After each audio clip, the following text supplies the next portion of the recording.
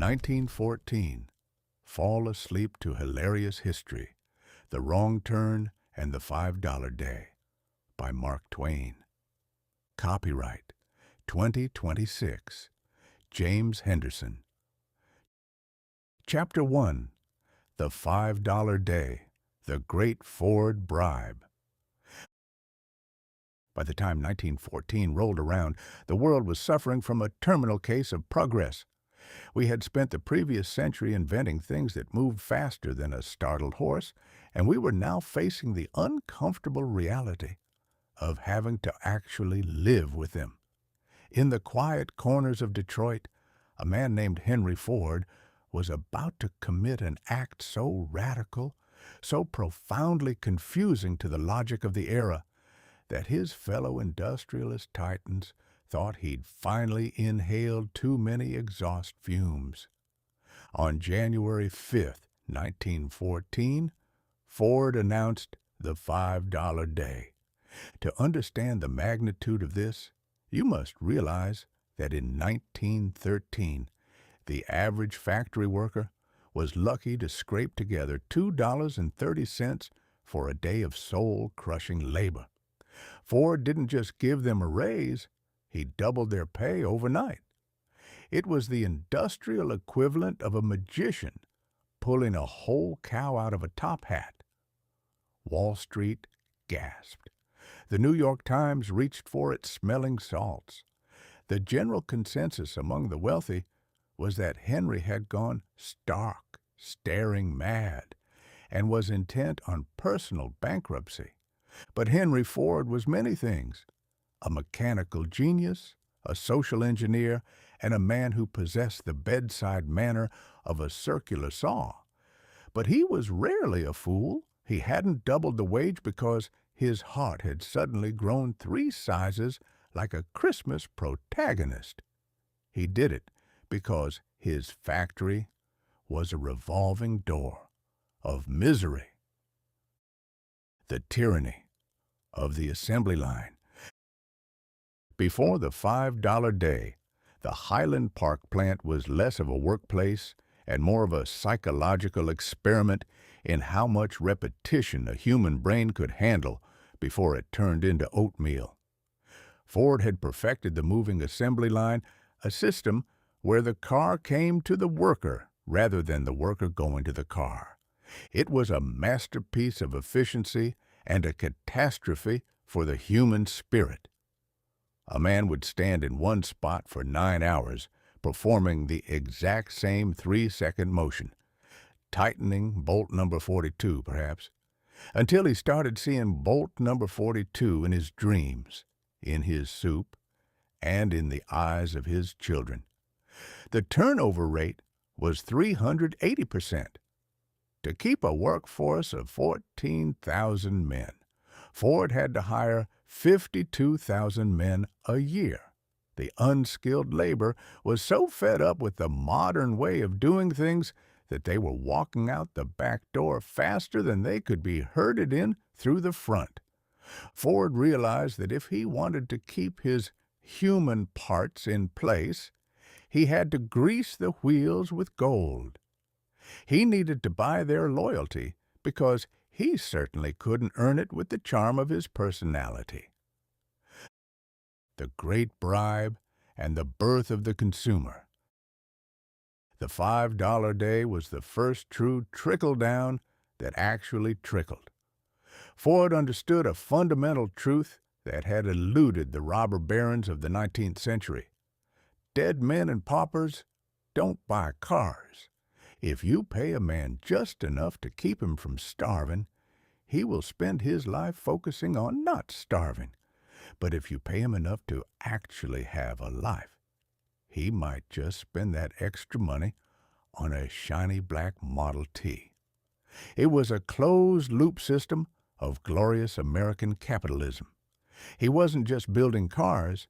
He was building a middle class that would eventually be required to buy those cars to get to the jobs that paid for the cars. It was a beautiful, dizzying cycle of metal and debt that defines our modern existence to this day. However, As with any deal involving a billionaire and a massive sum of money, there was a catch. And in 1914, that catch was about the size of a Victorian morality play. The Sociological Department, your boss, your priest, your nanny. You see, Henry Ford didn't believe in giving money away for free. He believed in conditioned prosperity.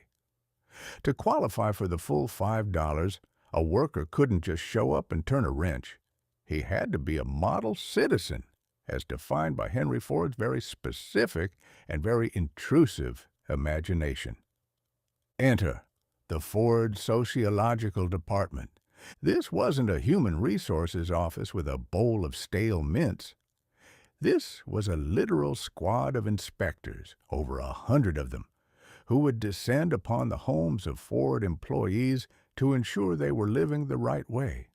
They would check the cleanliness of your floors.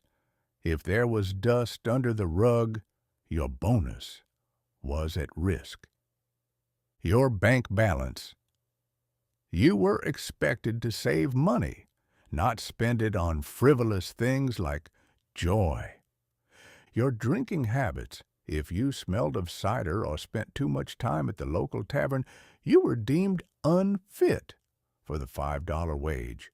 Your marital status, cohabitation, was a big no-no. You needed a marriage license and a reasonably happy-looking spouse. Your language, immigrant workers were required to attend Ford English schools. The climax of these schools was a graduation ceremony where workers walked into a giant cardboard melting pot, wearing their traditional ethnic clothing, and emerged from the other side wearing suits and waving American flags. It was subtle as a sledgehammer and twice as heavy. A man who cannot manage his own life cannot be trusted to manage a piece of machinery. The unspoken motto of the Sociological Department. If the inspectors found you were wasting your money on tobacco, booze, or unapproved leisure, your pay was slashed back down to the $2.30 common labor rate. Ford didn't just want your labor. He wanted your soul, your Saturday nights, and a tour of your pantry. The legacy of 1914's paycheck.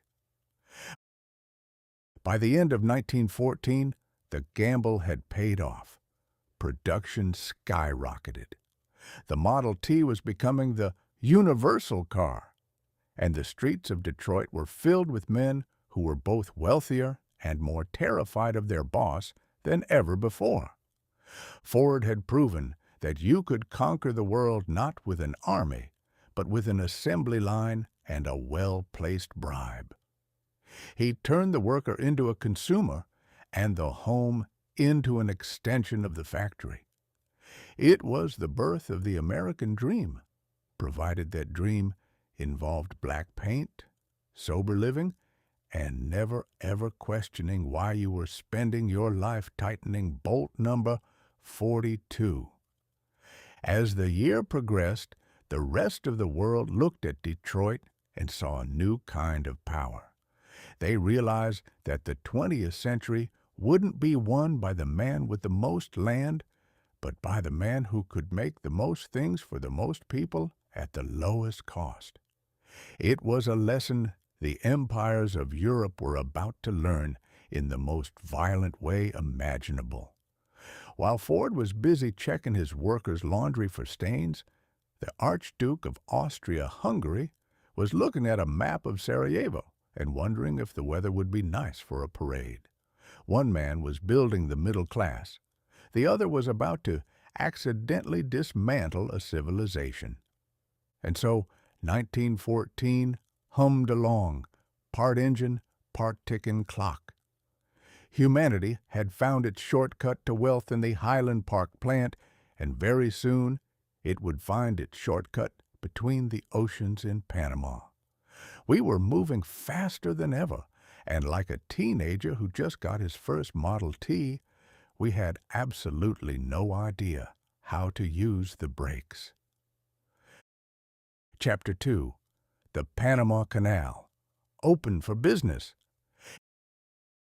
If the 19th century was about finding new ways to travel across the land without dying of dysentery, the early 20th century was about finding ways to avoid the land entirely. For centuries, the Isthmus of Panama had been nothing more than a stubborn 50-mile-wide strip of humid dirt that forced a sea captain to sail all the way down to the bottom of South America, past Cape Horn, where the waves are the size of cathedrals and the wind is angry at your very existence, just to get from New York to San Francisco. By 1914, the United States decided it was tired of the scenic route. We didn't just want a shortcut. We wanted to perform a radical surgical procedure on the planet. We wanted to slice a continent in half because we had places to be and things to sell, and the Atlantic and Pacific Oceans were being uncooperative neighbors. On August 15, 1914, the SS Ancon officially transited the Panama Canal. It was the culmination of one of the greatest engineering feats in human history, a victory of steam shovels over mountains, and a triumph of science over the mosquito. It was also, in typical human fashion, opened precisely at the moment the rest of the world was too busy trying to bayonet each other in Belgium to notice that we'd finally finished the plumbing. The French oops and the green hill. To understand the American triumph in Panama, one must first appreciate the spectacular, world-class failure of the French. In the 1880s, Ferdinand de Lesseps, the man who had successfully dug the Suez Canal, decided to give Panama a go.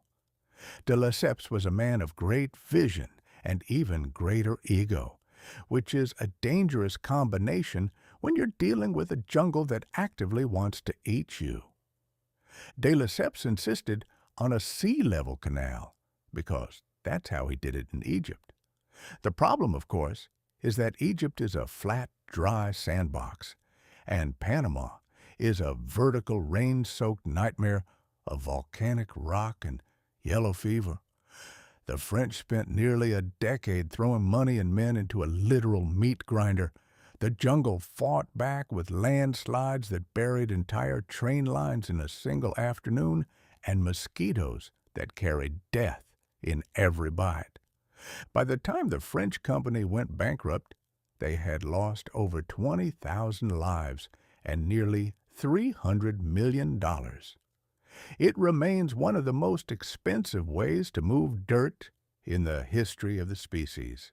The French retreated, leaving behind rusted machinery and a lot of very well-fed vultures. Teddy Roosevelt's spontaneous revolution. Enter Theodore Roosevelt. Teddy was a man who viewed the world as a series of obstacles that simply hadn't been hit with a big enough stick yet. When the United States decided it wanted the canal, it went to Colombia, who owned Panama at the time, and offered a deal. Colombia, quite reasonably, asked for more money. Teddy Roosevelt did not do more money. He did more revolution. In 1903, with the suspiciously convenient timing of a stage play, Panama suddenly decided it wanted to be an independent country. A few well-placed American warships sat off the coast to make sure the Colombian army didn't get any funny ideas about stopping this spontaneous uprising. Within days, the United States recognized the new Republic of Panama, and within weeks, we had a treaty that gave us a 10-mile-wide canal zone in perpetuity. Teddy later famously said, "I took the canal zone and let Congress debate. And while the debate goes on, the canal does also. It was the geopolitical equivalent of walking into a neighbor's yard, digging a hole for a pool, and then telling the police it had always been your yard because you were currently standing in the hole. The War on the Mosquito. The Americans learned one crucial lesson from the French. You cannot build a canal if all your workers are dead. In 1914, we credit the engineers, but the real heroes of the Panama Canal were the guys with the spray bottles. Colonel William Gorgas was the man tasked with making Panama livable. At the time, the scientific community was still debating whether bad air, miasma, or moral failings caused yellow fever and malaria. Gorgas, following the research of Walter Reed and Carlos Finley, bet his career on the mosquito. He didn't just kill mosquitoes, he conducted a total war against them. He paved streets to eliminate puddles, installed screens on every window, and poured thousands of gallons of oil into every standing pool of water in the country to suffocate the larvae. He even ordered that the little bowls of water placed under the legs of hospital beds to keep ants away be removed because they were inadvertent mosquito nurseries. By the time the heavy digging began in earnest, the canal zone was statistically safer than many American cities. We had conquered nature by being more annoying than the insects. Moving mountains, the Culebra Cut. Then came the digging. The centerpiece of the American plan was the Gatun Dam and the Culebra Cut. Instead of trying to dig down to sea level, the Americans decided to dam the Chagres River, creating a massive artificial lake in the middle of the jungle. They would then use giant locks to lift ships 85 feet into the air, sail them across the lake, and lower them back down on the other side. The hardest part was the Culebra Cut, a 9-mile stretch through the Continental Divide. It was 9 miles of solid rock and unstable clay that seemed to possess a grudge against gravity. Every time the steam shovels dug out 100 tons of dirt, the mountain would sigh and slide another 200 tons back into the hole. The workers lived in a constant state of controlled catastrophe. Dynamite was used with the enthusiasm of a 4th of July celebration, and the massive 95-ton Bucyrus steam shovels worked 24 hours a day. It was a symphony of mud, soot, and noise. But by 1914, the mountain gave up. We had moved enough earth to build a great wall from New York to San Francisco, and finally, the water flowed through. Opening day and the great irony. On August 15, 1914, the SS Ancon, a humble cement-carrying steamship, made the first official transit. It was a moment of supreme national pride. The United States had done what the old world powers could not. We had stitched the world together. A ship could now go from New York to San Francisco in about 10 hours of transit time rather than weeks of perilous sailing. But there was a problem with the guest list. The original plan was for a grand international naval parade. Every major nation was supposed to send their finest battleships to sail through the new marvel of the age. It was to be the World's Fair of Waterways. Instead, the opening was a quiet, almost somber affair. Why? Because 2 weeks earlier, a teenager in Sarajevo had shot an archduke, and the civilized world had promptly lost its collective mind. The German battleships were busy laying mines. The British battleships were busy chasing the German ones, and the French were busy trying to remember where they'd put their boots. The Panama Canal, the greatest bridge of peace and commerce ever built, open to a world that was suddenly and violently uninterested in shortcuts, unless they led to a trench. The final verdict. By the end of 1914, the canal was open for business, but the business of the world had changed. The oceans were connected, but the people were more divided than ever. We had built a miracle of locks and dams, a testament to human ingenuity and the sheer stubbornness of the American spirit. We had proven that we could move mountains and defeat diseases. We had created a path that shortened the world by thousands of miles. It's just a shame that, as a species, we chose that exact moment to use all that extra time we saved to get to the front lines of a world war a little bit faster.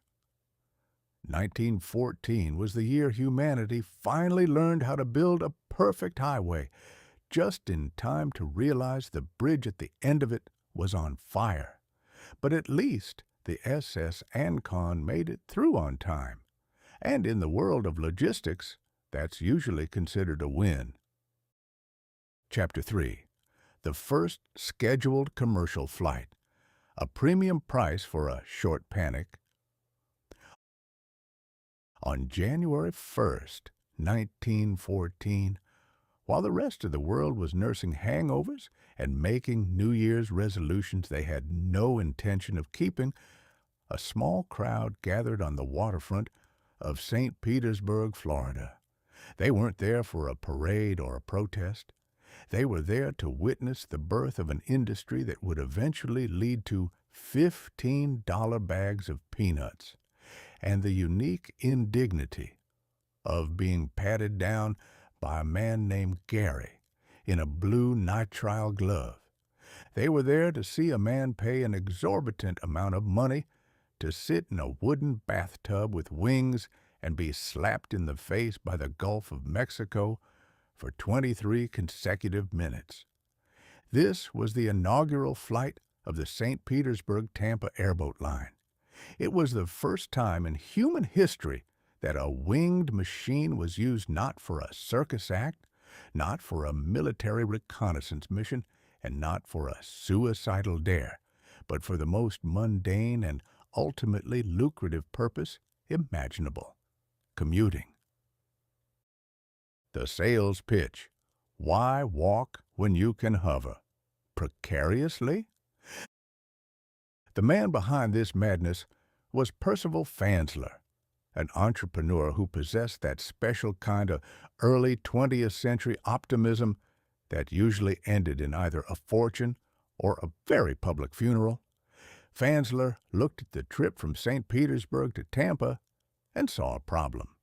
In 1914, if you wanted to get between the two cities, you had three choices: the train, a grueling, soot-filled odyssey that took several hours; the boat, a slow, rhythmic journey that took about 2 hours and left you smelling like a damp wharf; the automobile, a theoretical possibility involving mud, flat tires, and about 20 hours of manual labor disguised as driving. Fansler's pitch was simple: I can get you there in 20 minutes, provided you don't mind the distinct possibility of becoming part of the local marine ecosystem.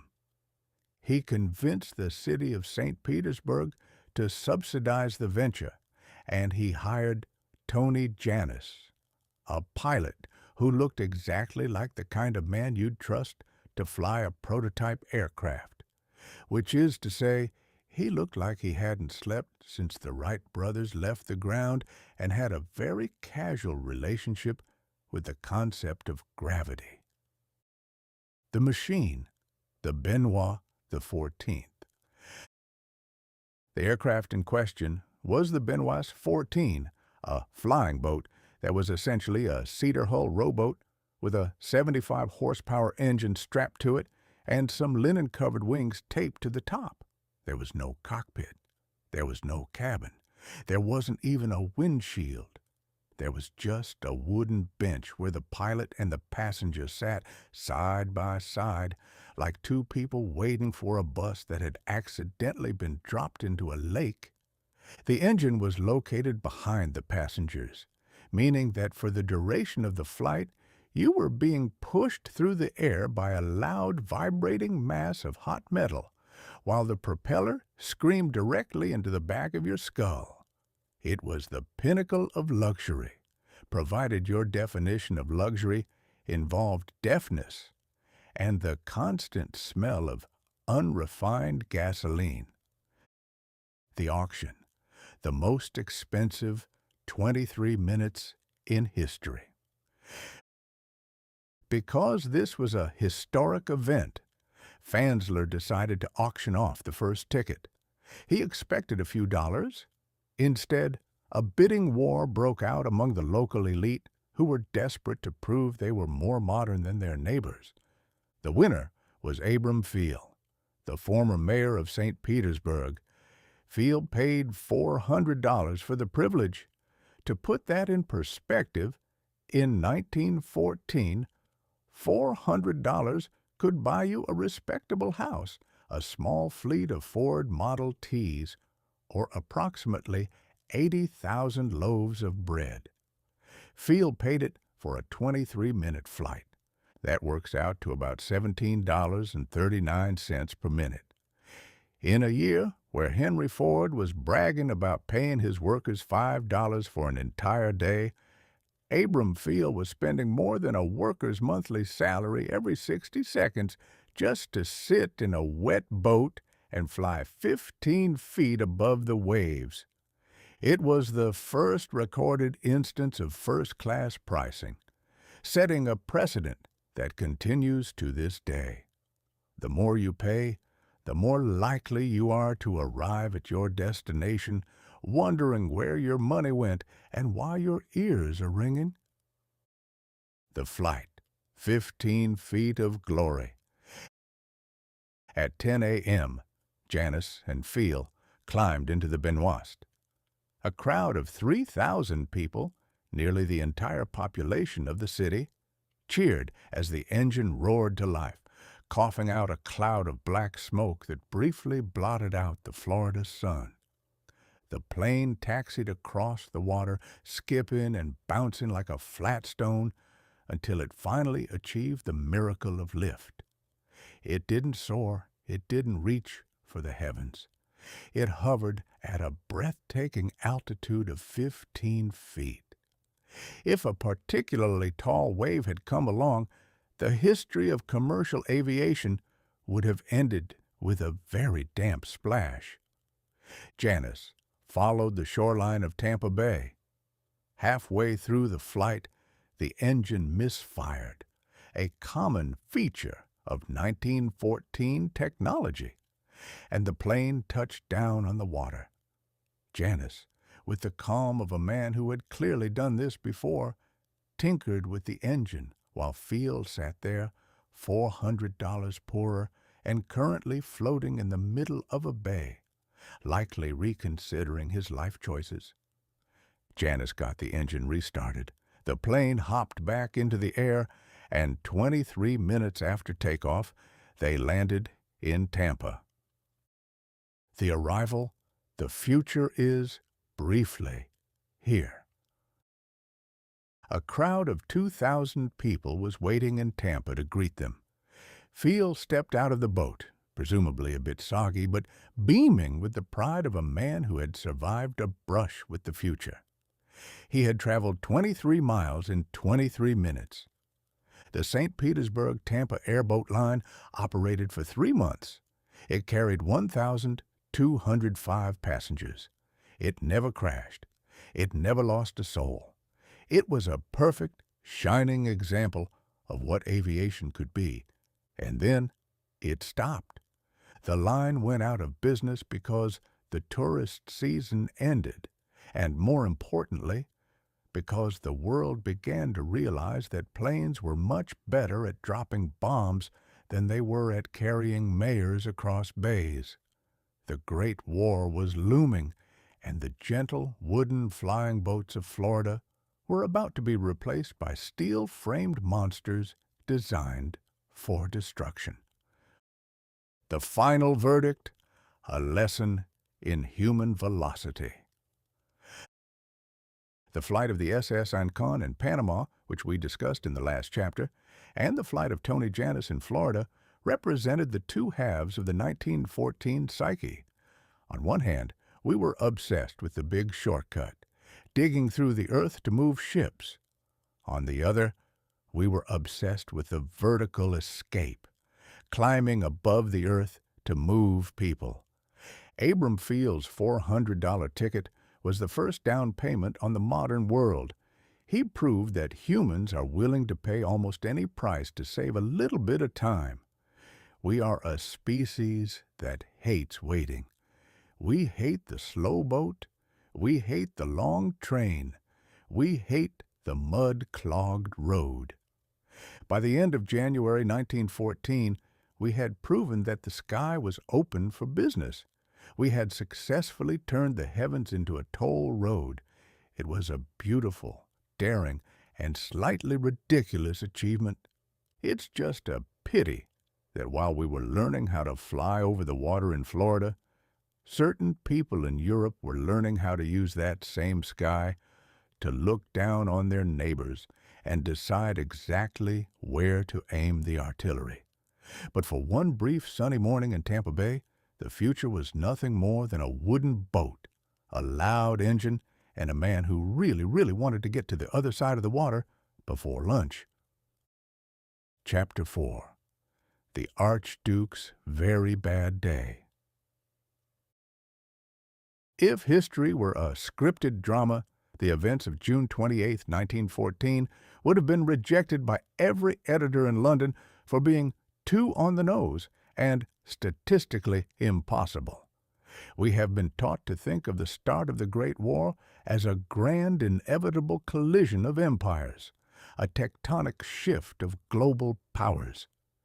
In reality, the 20th century was set on fire because a driver forgot to check a map and a disgruntled teenager happened to be standing next to a delicatessen. The spark wasn't a lightning bolt from the heavens. It was a wrong turn on a summer afternoon in Sarajevo. It was the day humanity proved that while we can build canals and fly airboats, we are still remarkably susceptible to the whims of a confused chauffeur. The powder keg in a pinstripe suit. To understand the tragedy, you first have to understand the victim, Archduke Franz Ferdinand, heir to the Austro-Hungarian throne. Franz Ferdinand was not what you would call a people person. He was a man of stiff collars and even stiffer opinions. His primary hobbies included shooting things. He reportedly killed nearly 300,000 animals in his lifetime, which suggests he viewed nature less as a resource and more as a personal insult, and loving his wife, Sophie. Now, loving his wife was actually his most radical quality. Sophie was a mere countess, not royal enough for the Habsburg snobs in Vienna. To marry her, Franz had to agree to a morganatic marriage, meaning their children would never inherit the throne and Sophie would never be allowed to sit next to him in a royal carriage or stand next to him at a ball. Sarajevo was different. Because Bosnia was a recently annexed territory under military administration, the strict rules of the Viennese court didn't apply. In Sarajevo, Sophie could sit right next to Franz in an open-topped car. It was supposed to be a romantic anniversary getaway, disguised as a boring military inspection. It was the one place they could feel like a normal, albeit fabulously wealthy and heavily armed, couple. The amateur hour of assassination. While Franz and Sophie were packing their bags, a group of 7 young Bosnian Serbs were packing bombs and cyanide. They were members of a group called Young Bosnia, backed by a shadowy Serbian military society known as the Black Hand. These were not elite special forces.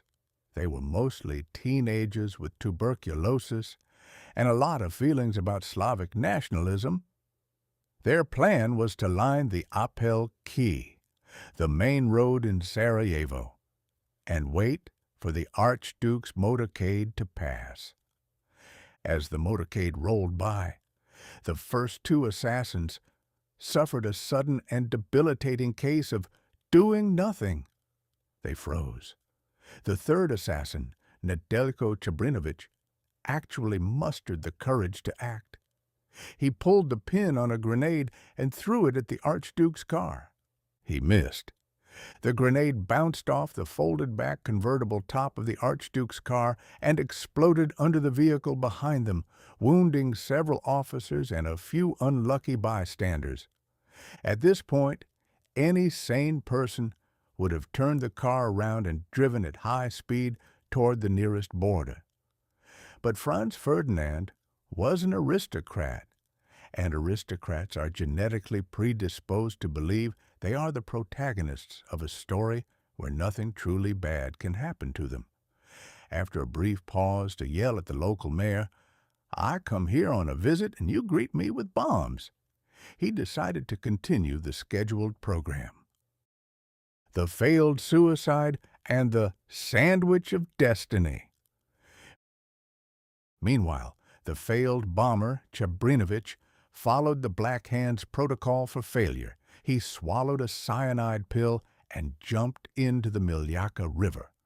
Unfortunately for him, the cyanide was expired and only served to make him vomit, and the river was only 4 inches deep during the summer heat. He ended up lying in 4 inches of water, retching, while a mob of angry locals beat him with umbrellas. It was a master class in revolutionary incompetence. The rest of the assassins, hearing the explosion and seeing the motorcade speed away, assumed the job was done or the chance was lost. One of them, a 19-year-old named Gavrilo Princip, wandered off in a funk of disappointment. He walked to a corner deli called Schiller's Delicatessen to contemplate his failed life. According to historical lore, he bought a sandwich. Whether it was a ham and cheese or a simple loaf of bread is debated, but the fact remains. Gavrilo Princip was standing on a sidewalk, chewing on his lunch, convinced that he had failed his country and his cause. The fatal geographic hiccup. Back at the town hall, Franz Ferdinand finished his speech and decided to change his plans.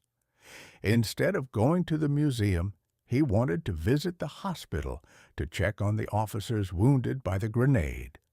This was a noble gesture, but there was a communication breakdown. Nobody told the drivers the route had changed.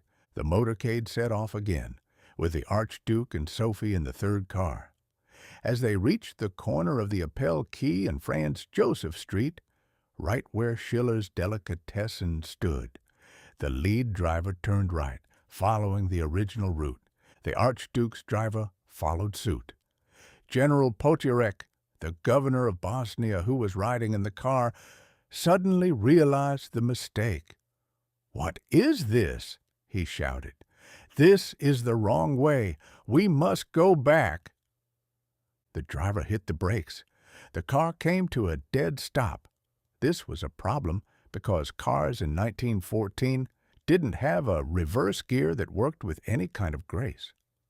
The engine stalled, and there, less than 5 feet away, was Gavrilo Princip.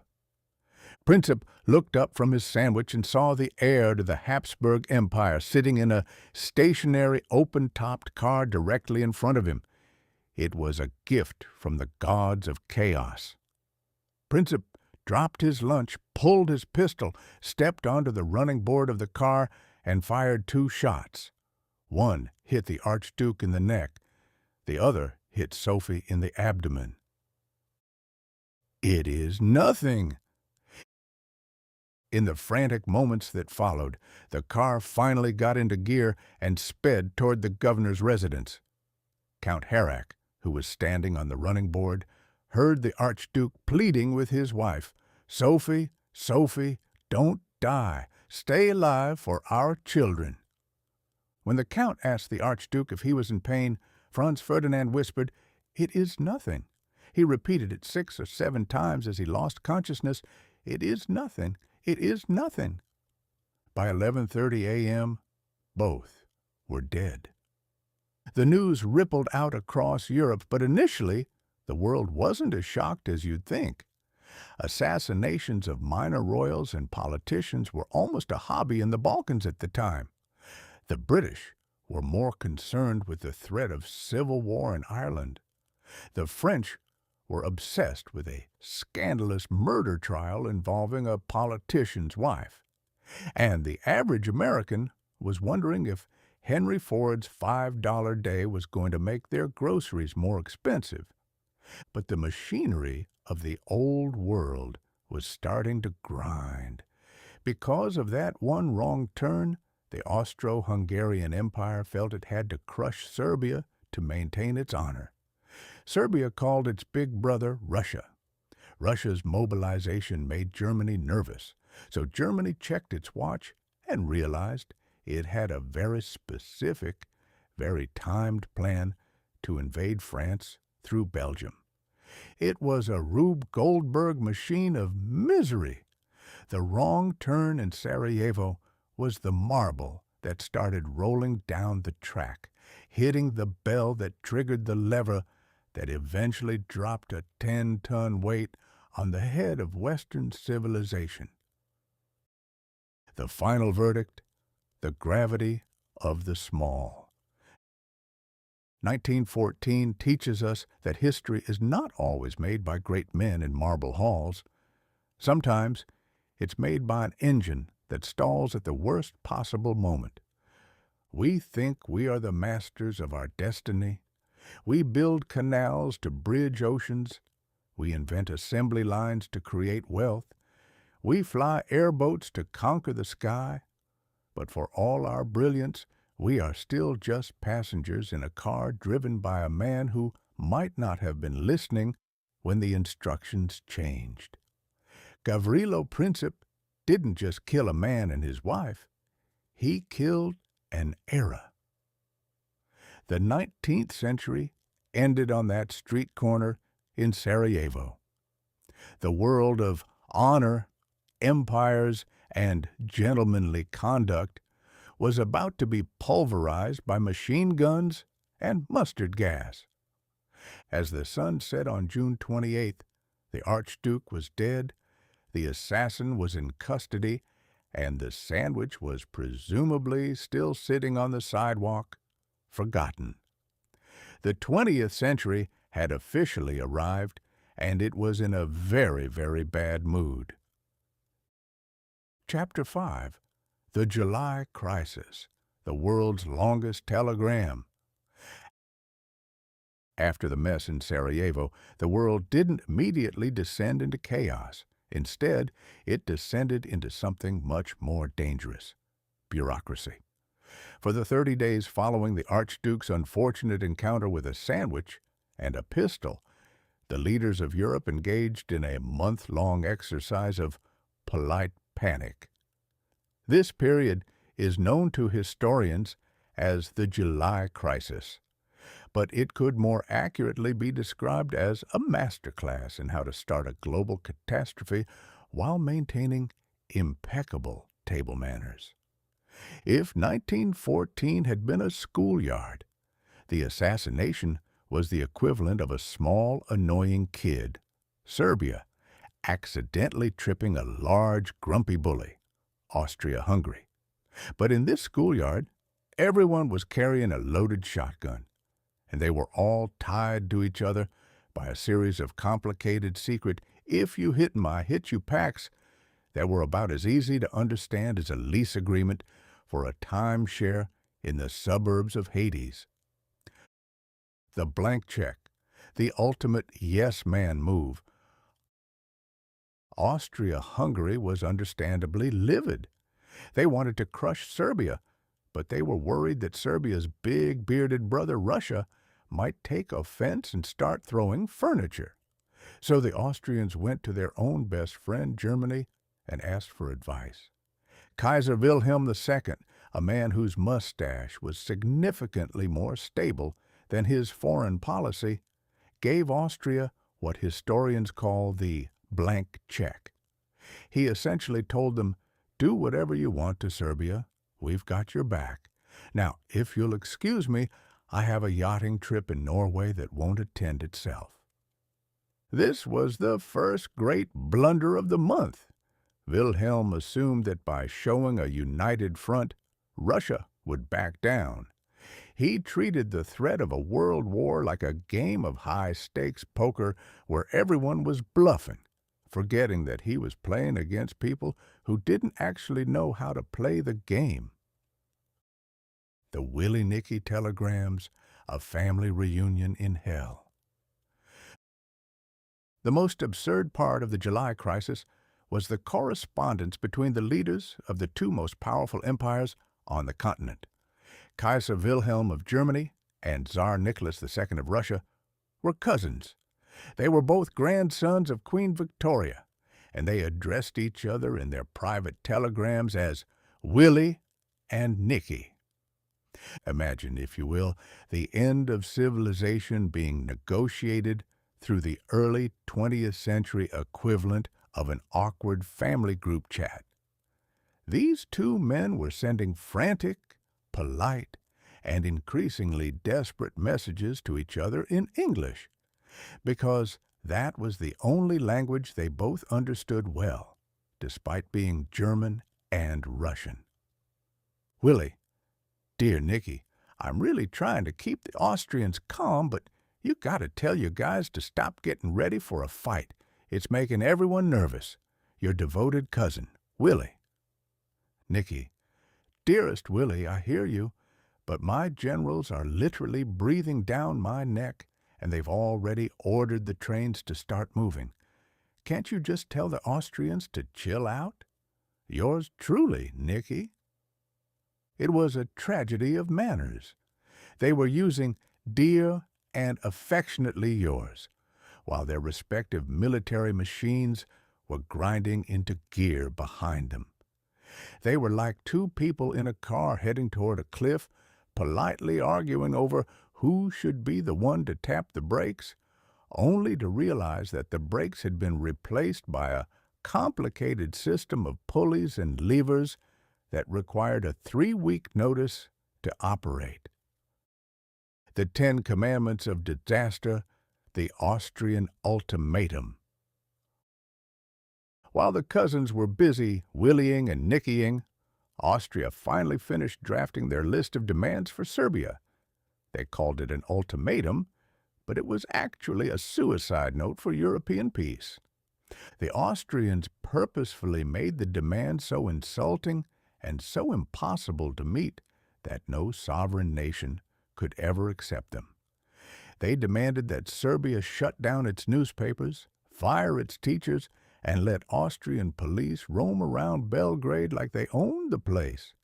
It was the diplomatic equivalent of telling your neighbor that if they didn't let you reorganize their spice rack and sleep on their couch, you were going to burn their house down. They gave Serbia 48 hours to respond. To everyone's surprise, including the Austrians, the Serbs actually agreed to almost everything. They were remarkably cooperative for people who were about to be invaded. They said yes to 9.5 out of the 10 demands. But for Austria, 95% wasn't an A. It was a reason to start the artillery. They declared the response unsatisfactory, and on July 28th, exactly 1 month after the assassination, they declared war. The auto-reply of history, mobilization. This is where the 20th century's obsession with technology and schedules became lethal. In 1914, mobilization wasn't just a fancy word for getting ready. It was a rigid mathematical process involving millions of men and tens of thousands of train cars. Every country had a plan. The Germans had the Schlieffen Plan, which was a masterpiece of logistical arrogance. It dictated that because Russia was big and slow, Germany should knock out France first by swinging through Belgium and then rush back to the other side of the country to deal with the Russians. This plan was timed down to the minute. The problem with these plans was that they were like a row of falling dominoes. Once the first domino was pushed, once the first train left the station, there was no stop button. When the Tsar signed the order to mobilize the Russian army, his generals told him it was impossible to partially mobilize.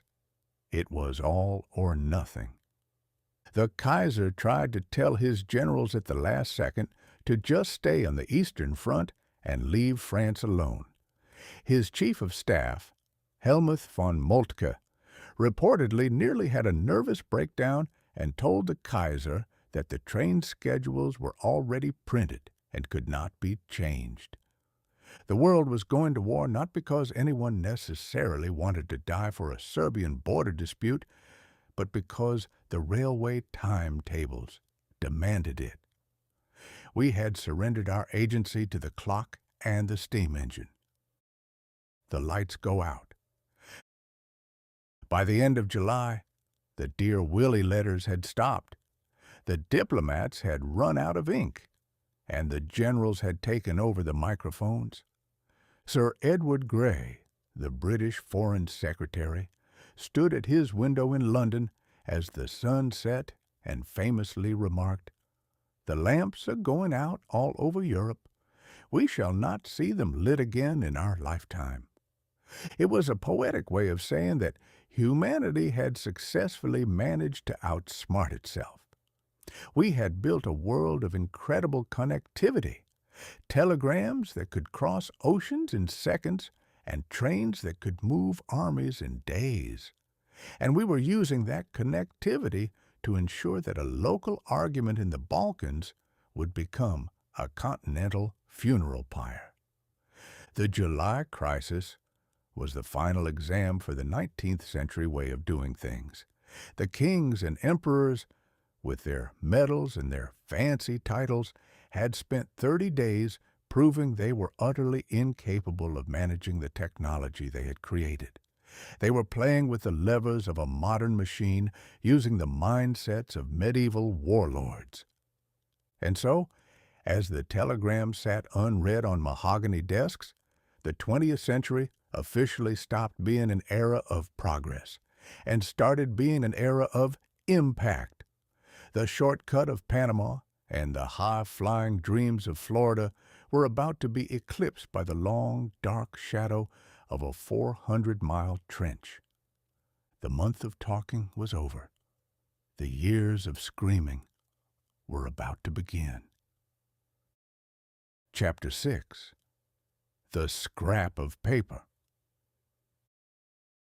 If there is one thing the 19th century loved more than mutton chops, sideburns, and colonizing places they couldn't find on a map, it was a treaty. To the Victorian mind, a treaty was a sacred vow, a piece of parchment that possessed the mystical power to stop an army in its tracks. It was the international version of a pinky swear, but with more wax seals and much better calligraphy. In 1914, however, the world discovered that a pinky swear only works if both parties aren't currently trying to set the schoolhouse on fire. The focus of this lesson in broken promises was Belgium. Now, Belgium in 1914 was a country that mostly wanted to be left alone to make chocolate and mind its own business. It was a neutral nation, a status guaranteed by the Treaty of London of 1839. This treaty was signed by all the great powers, including Prussia, the aggressive grandfather of modern Germany. It stated that Belgium was a perpetually neutral state, and that everyone else promised not to hit it. For 75 years, This piece of paper was the only thing keeping Belgium from being a hallway for invading armies. But as the German High Command looked at their watches in August 1914, they realized that the hallway was much more convenient than the front door. The Schlieffen Plan, a logistical speeding ticket. The German military strategy, the Schlieffen Plan, was not a suggestion. It was a mathematical obsession. It dictated that to win a two-front war, Germany had to knock out France in exactly 6 weeks. The problem was that the French border was guarded by a series of massive stone fortresses and a French army that was very keen on not being invaded. The solution, according to the German generals, was to go around the side, through Belgium. On August 2, 1914, Germany sent an ultimatum to King Albert I of Belgium. It was written in the polite, cold tone of a landlord telling a tenant he was being evicted to make room for a highway. It essentially said, "Dear Belgium, we're coming through. Please move your furniture to the side of the road. We'll pay for any broken vases once we're finished crushing France. Sincerely, the Kaiser." King Albert, a man who looked like he belonged on a commemorative coin but acted like a character in an action movie, gave a response that surprised everyone. "Belgium is a nation, not a road." He refused. He decided that if his country was going to be a hallway, he was going to make sure the floor was covered in Lego bricks and the walls were made of angry wasps.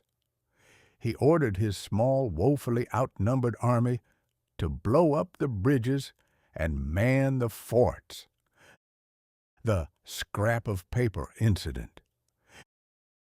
When news reached London that Germany was about to violate Belgian neutrality, the British government, which had spent the last month trying to figure out how to avoid the war, finally found its spine. They sent an ultimatum to Berlin: get out of Belgium or it's war. The British ambassador, Sir Edward Goschen, went to see the German Chancellor, Theobald von Bethmann-Hollweg, to deliver the news. What followed was one of the most honest and disastrous conversations in diplomatic history. Bethmann-Hollweg was a man having a very bad day. He was watched by the military, pressured by the Kaiser, and now he was being told that Britain was going to war over a 75-year-old promise. He snapped. He shouted at Goschen, just for a word, neutrality, a word which in wartime has so often been disregarded. Just for a scrap of paper, Great Britain is going to make war on a kindred nation who desires nothing better than to be friends with her? A scrap of paper. In those 4 words, the 19th century officially died. The idea that a nation's word was its bond, that honor was a tangible force in the world, was revealed to be a charming illusion.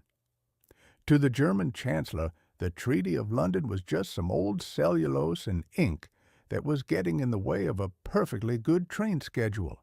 To the British, it was the moral high ground they needed to convince their public that dying in a muddy field in Flanders was a noble pursuit. The scrap of paper became the greatest propaganda gift in history. Within days, posters across London depicted a giant German boot crushing a tiny piece of parchment. Britain wasn't going to war for interests or balance of power. No. They were going to war for the sanctity of the contract. It was the world's first war fought over a clerical error in moral judgment. The Siege of Liège, when Stone meets Big Bertha. The Germans expected to stroll through Belgium like they were on a Sunday picnic. Instead, they hit the city of Liège. Liège was protected by a ring of 12 massive underground forts designed by a genius of masonry who believed that if you used enough concrete, you could ignore the future. The Belgian soldiers inside these forts fought with the desperation of people who knew their country was being used as a doormat. For several days, they held up the entire German army. The Schlieffen Plan, the great clockwork masterpiece, started to tick a little slower. The German generals, who were already stressed about their 6-week deadline, decided it was time to stop being polite and start being industrial. They brought in the heavy hitters. Specifically, they brought in the Krupp 420-millimeter howitzers, nicknamed Big Bertha. Big Bertha was not a gun, she was a geological event. She was so heavy, she had to be moved by rail or broken down and pulled by 36 horses. She fired a shell that weighed as much as a small car and was designed to punch through concrete like a thumb through a birthday cake. When the first shells hit the Liège forts, the Belgian defenders realized that the 19th century concept of a fortress was as obsolete as the scrap of paper. The stone cracked, the concrete shattered, and the forts became underground tombs. Liège fell, followed by Brussels and then Namur. But the brave little Belgium had done something crucial. They had bought the French and British time. They had turned a stroll into a slog. The death of chivalry and the birth of the grudge. As the German army marched through Belgium, they were frustrated by the delays and terrified of franc-tireurs, civilian snipers. In their paranoia, they turned to a policy of Schrecklichkeit, frightfulness.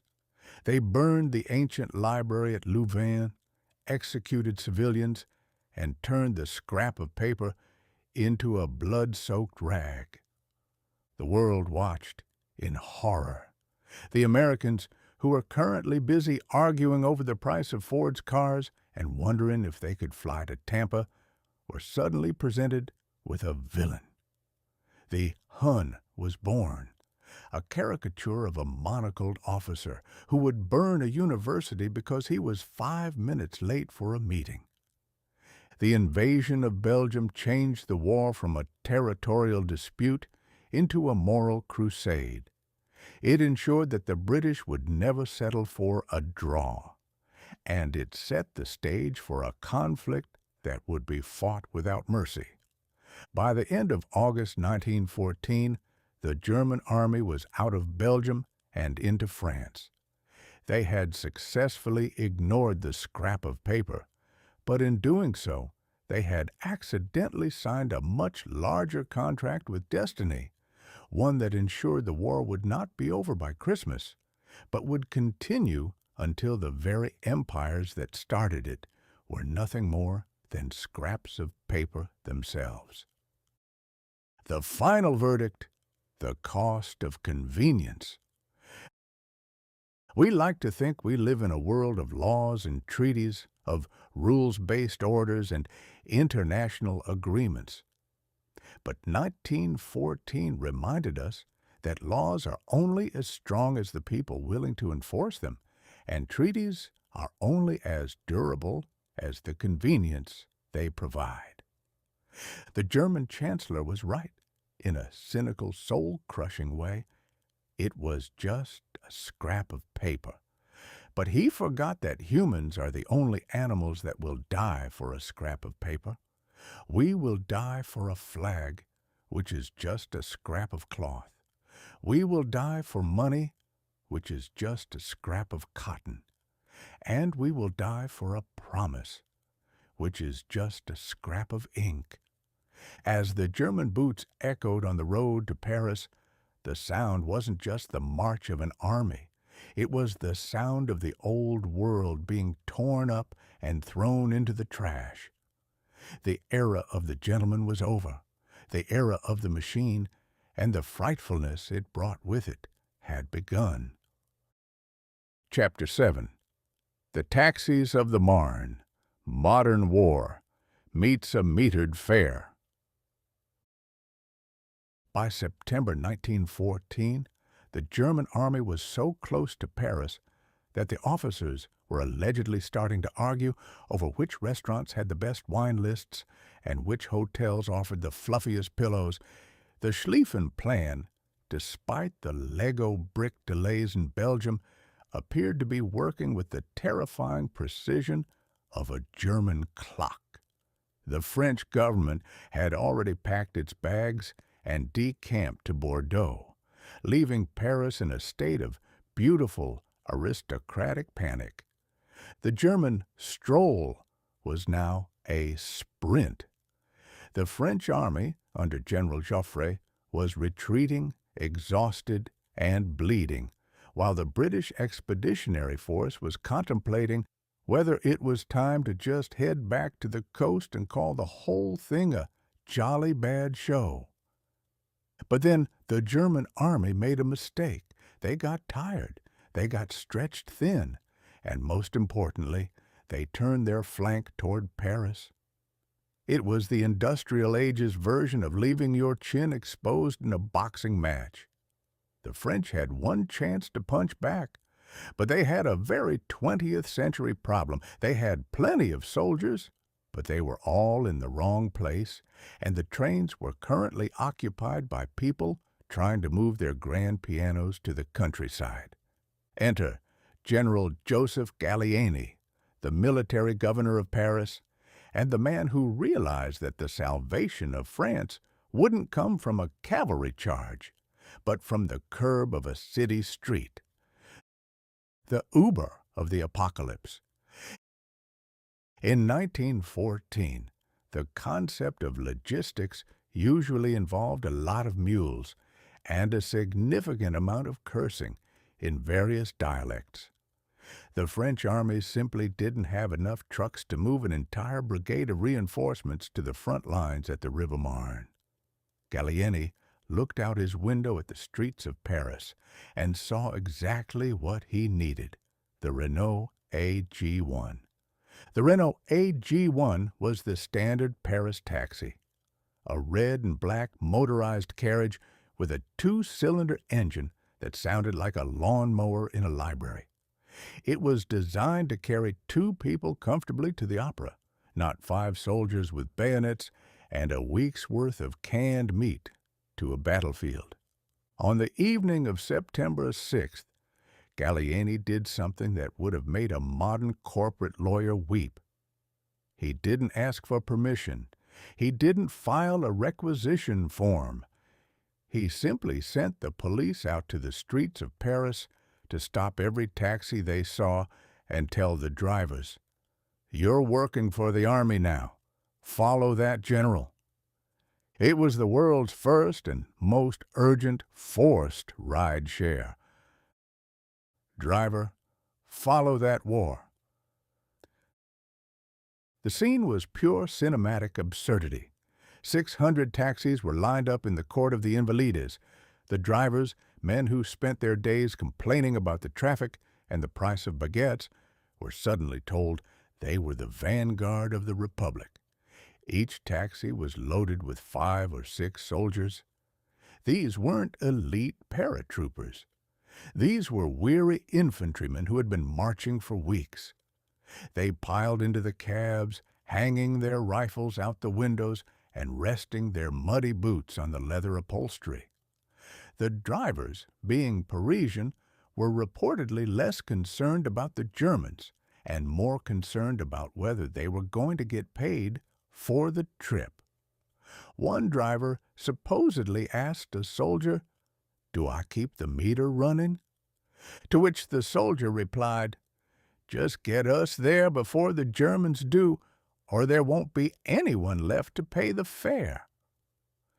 The convoy set off into the night. It was a 30-mile journey to the front lines. Because this was 1914, the convoy wasn't exactly a high-speed chase. It was a sputtering, coughing, 60-car-long parade of internal combustion moving at a brisk 15 miles per hour through the pitch-black French countryside. They drove with their headlights off to avoid attracting German artillery, which meant the drivers spent most of the night squinting into the darkness and trying not to drive into a ditch or the taxi in front of them. The myth versus the meter. The legend of the taxis of the Marne is that they saved Paris. In the popular imagination, these 600 cabs arrived at the front. The doors flew open, and thousands of fresh French soldiers charged out like a swarm of angry hornets, scaring the Germans back to Berlin. The reality was a bit more administrative. The taxis transported about 6,000 men. In a battle involving over 2 million soldiers, 6,000 men is roughly the equivalent of adding a bucket of water to a swimming pool.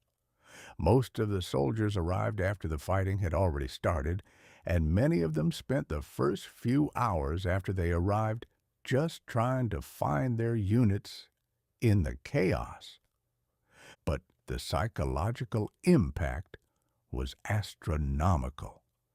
For the French public, the image of the humble Paris cabbie heading to the front was the ultimate symbol of union sacrée, the idea that every single Frenchman, from the general to the taxi driver, was part of the fight. It was a PR masterpiece. It told the world that the civilized city of Paris wasn't just a place of art and fashion. It was a fortress that could weaponize its own traffic. And as for the question of the fare, the French government actually paid. They calculated the distance, the time, and the inconvenience, and they settled the tab with the taxi companies. It remains the only time in history a world-saving military maneuver was billed by the mile. The miracle on the Marne. While the taxis were busy becoming a legend, the actual battle was a grueling, horrific affair. The French and British managed to halt the German advance along a 100-mile front. The Germans, exhausted and confused by the sudden French counterattack, began to retreat. The Schlieffen Plan was dead. The war-by-Christmas dream was officially buried in the mud of the Marne Valley. This was the moment the 20th century realized what it had gotten itself into. The war was no longer a mobile game of capture the flag. It was becoming a stationary game of who can bleed the most. After the Battle of the Marne, both sides realized they couldn't go through each other, so they started trying to go around each other. This led to the race to the sea, a frantic dash toward the English Channel that ended in a stalemate. And when you have a stalemate between two massive industrial armies, there is only one thing left to do: dig. The final verdict: the end of the open road. The taxis of the Marne represent the last moment of whimsy in World War I. There's something fundamentally funny and human about a guy in a flat cap driving a Renault through a war zone because a general told him to. It feels like the 19th century spirit of muddling through, meeting the 20th century reality of machine-driven chaos. But the whimsy didn't last. By December, those same roads were filled with thousands of actual trucks, ambulances, and tanks. The taxi was replaced by the logistics chain. The French saved Paris, but in doing so, they ensured that the war would go on for 4 more years. The miracle on the Marne didn't end the war. It just made sure it stayed in one place long enough for everyone to get really, really tired of it. As the taxis drove back to Paris, their meters finally turned off, the drivers probably looked in their rearview mirrors and saw the first shovels hitting the dirt. The era of the open road was over. The era of the dug-in scar had begun. If you ever find yourself in a Paris taxi today and the driver is grumbling about the traffic on the way to the airport, just remember, at least he isn't being asked to deliver a battalion to the front lines of a global catastrophe. Though, looking at the modern fare prices, he'd probably consider it if the tip was right. Chapter 8: The Race to the Sea and the Trenches. By late September 1914, the War of Movement had become the War of extremely frustrating lateral shifts. After the miracle on the Marne, the German and Allied armies found themselves in a peculiar predicament. They had essentially run into each other like two overweight gentlemen in a narrow hallway. Neither could go through the other, and neither was willing to back up. Since through was off the table, they both decided that the only logical solution was to go around. This birthed a period of military history known as the Race to the Sea, though it was less of a spirited sprint and more of a desperate competitive game of leapfrog played with heavy artillery and a terrifying amount of mud. The infinite leapfrog. The logic was simple. If you can't break the enemy's front, you try to get around their side, the flank. So the French would move a division north to try and get behind the Germans. The Germans, possessing both ears and a functioning sense of self-preservation, would hear them coming and move a division even further north to block them. Then the British would scoot past that group, only to find the Germans waiting for them with a fresh pot of coffee and a Maxim gun. This continued for weeks. It was a 150-mile marathon of no you don't, from the Oise River to the Somme, from the Somme to the Lys, and finally into the soggy, low-lying flats of Flanders. Both sides were frantically trying to find the end of the enemy line, only to discover that the enemy was busy building more end.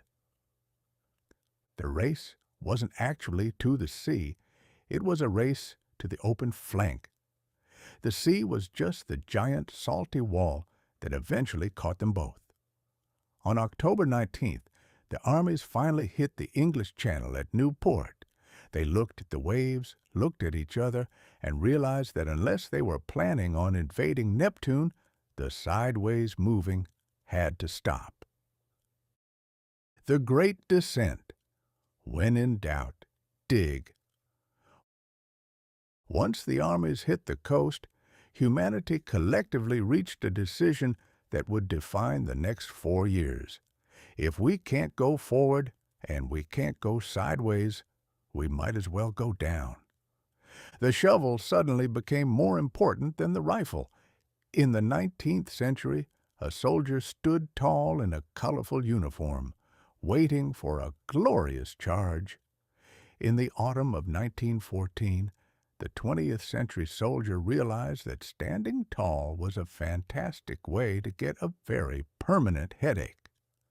The gentleman warrior was replaced by the military mole. They started by digging shallow foxholes to hide from the shrapnel. Then they connected the holes. Then they deepened the connections. Before anyone realized what was happening, the continent of Europe had been surgically altered. They were building the trench system and subterranean city of despair that eventually stretched in a continuous, jagged line from the Swiss border all the way to the Belgian coast. Anatomy of a 400-mile scar. A trench is not just a hole in the ground. It is a monument to the human refusal to leave a bad situation. By November, the front line had become a complex network of zigzags. They were dug in zigzags because if an enemy soldier got into a straight trench with a machine gun, He could clear the whole block in seconds. The zigzag meant that every 20 feet you hit a wall of dirt, a traverse, which offered the comfort of knowing you would only die in your own small section of the ditch.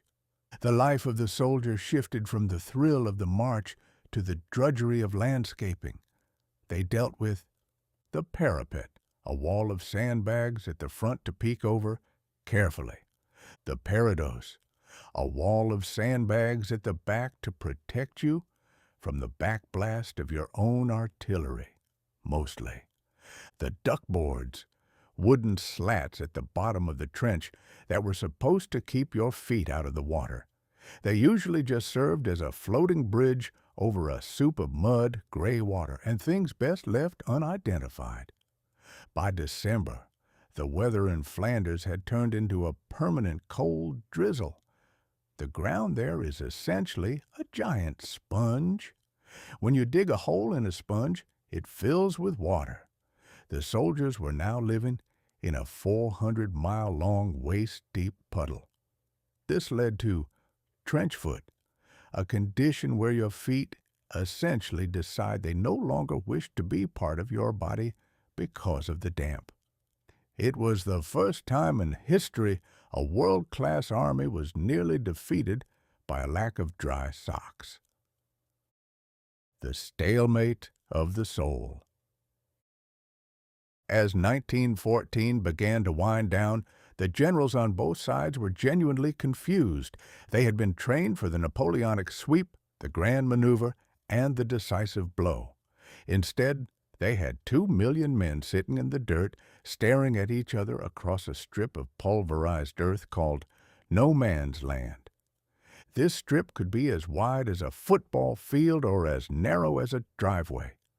In some places, you could hear the man in the opposite trench coughing. You could smell his tobacco.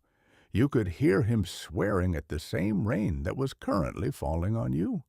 It was an intimate, claustrophobic kind of hatred. The race to the sea had ended in a tie, and the prize was a 4-year lease on a grave. The industrial might of the world, the same might that built the Panama Canal and the Ford Assembly Line, was now being funneled into making sure that if a man in the opposite trench put his head up for more than 3 seconds, he would be deleted from the census. The final verdict: geography as a prison. By the middle of December 1914, the map of the Western Front was locked. It wouldn't move more than a few miles in either direction for the next 1,500 days. We had built a 400-mile scar across the face of the earth, a jagged reminder that when human ingenuity meets human stubbornness, the result is usually a very deep hole. The 20th century had promised us speed, fast cars, fast planes, and fast communication. But at the end of 1914, the fastest thing in Europe was a bullet, and the slowest thing was the war itself. We had raced to the sea, only to find that there was nowhere left to run. As the soldiers huddled in their wet blankets, listening to the thud of distant guns, they realized the war by Christmas was a fairy tale told by people who didn't have to sleep in a swamp. The world was now divided by a line of dirt and wire, and the only thing growing in Europe was the casualty list. But as the frost began to settle on the barbed wire, something strange was brewing. For all the machines and all the shovels, the humans inside the holes were still humans. And as Christmas Eve approached, they were about to prove that even a 400-mile scar can't completely kill the urge to sing a carol, at least for a night. Chapter 9. The U-Boat and the Invisible Hunter. For as long as humans have had the audacity to paddle a log across a pond, the ocean has been a place of 2 dimensions. You stayed on top of the water, and if you stopped staying on top of the water, that was generally considered a failure of both engineering and character. By 1914, the British Royal Navy had perfected this two-dimensional game. They had the largest, loudest, and most expensive collection of floating iron cathedrals the world had ever seen. They called them dreadnoughts, and the theory was simple. If your boat was bigger than the other fellow's boat, and your guns could throw a piece of metal the size of a cow further than his could, you were the master of the sea.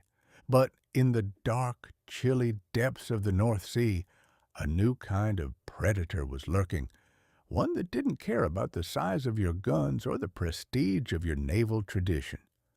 It was the Unterseeboot, or the U-boat. To the admirals of the Old World, the submarine was viewed with the same suspicion a Victorian grandmother might view a professional card player. It was seen as un-English, sneaky, and damned ungentlemanly. There was an unspoken rule that if you were going to kill someone at sea, you should at least have the decency to show them your flag and give them a chance to admire your paint job before the screaming started. The U-boat ignored all of that. It was the first weapon of the 20th century that turned the ocean from a battlefield into a crime scene. The metal cigar of misery. To understand the U-boat, you must first discard any modern notions of the hunt for Red October. There were no computer screens, no silent running, and certainly no Sean Connery. A 1914 U-boat was essentially a very cramped, very damp, and very smelly iron cigar that was powered by a combination of optimism and diesel fumes. Life inside a U-boat was a masterclass in claustrophobia. The air was a thick soup of oil mist, battery acid, and the unwashed humanity of 30 men who hadn't seen the sun in a week. There were no showers. There was barely enough room to stand. If you weren't hitting your head on a valve, you were stepping on a torpedo. And the smell, Lord, the smell. It was said that a U-boat crew could be identified in a crowded tavern simply by the fact that they smelled like a garage that had been submerged in a sewer. Furthermore, these boats weren't actually submarines. In the way we think of them today, they were submersibles. They spent 90% of their time on the surface because their diesel engines needed air to breathe. They only went underwater when they saw something they wanted to kill or when something was trying to kill them. Going beneath the waves was a terrifying gamble. You were essentially sealing yourself inside a pressurized coffin and hoping the rivets held. The day the ocean broke, September 22nd, 1914. For the first few weeks of the war, the British Navy treated the U-boat as a minor nuisance, like a mosquito at a garden party. That changed on a Tuesday morning in September near the Dutch coast. 3 British cruisers, the HMS Aboukir, the Hogue, and the Cressy, were patrolling a patch of water known as the Broad 14s. These ships were part of what the Navy dismissively called the Live Bait Squadron. They were older ships manned by reservists, mostly middle-aged dads who had been pulled away from their gardening to go look for Germans. Enter Otto Weddigen and his boat, the U-9. The U-9 was an obsolete piece of junk, even by 1914 standards. It ran on kerosene engines that produced so much white smoke it looked like a floating laundry fire. But Weddigen saw the 3 British ships through his periscope, a device the British sailors initially mistook for a floating beer bottle or a curious seal. At 6:20 a.m., Weddigen fired a single torpedo at the Aboukir. It hit. The British captain, convinced his ship had struck a mine, ordered the other 2 ships to close in and rescue the survivors. This was the noble, gentlemanly thing to do. It was also, in the era of the submarine, a death sentence. As the Hogue and the Cressy stopped to lower their lifeboats, they became stationary targets. Weddigen couldn't believe his luck. He sat there like a man at a shooting gallery where the ducks have decided to stop moving and offer him a light. He fired again and again. In less than an hour, all three cruisers were at the bottom of the sea. Nearly 1,500 men were lost. The British Empire, which hadn't lost a major naval battle in a century, had just had three of its massive warships deleted by a single kerosene-powered tin can, commanded by a man who was probably younger than the cruisers he sank. The death of chivalry at sea. The sinking of the live bait squadron sent a shockwave through London that made the Blitz look like a mild inconvenience. The realization was brutal. The invisible hunter had arrived. You could be on the most powerful ship in the world, surrounded by miles of open water, and still be vulnerable to a piece of metal you couldn't even see. This led to a dark evolution in the rules of war.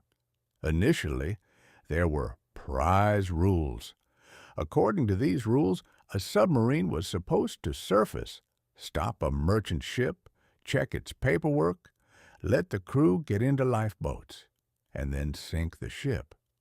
It was very polite, very civilized, and completely suicidal for the submarine.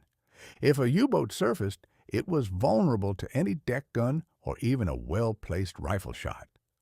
If a British Q-ship, a merchant ship secretly armed with massive guns hidden behind fake crates, saw a U-boat playing by the rules, they would drop the disguises and blow the submarine out of the water.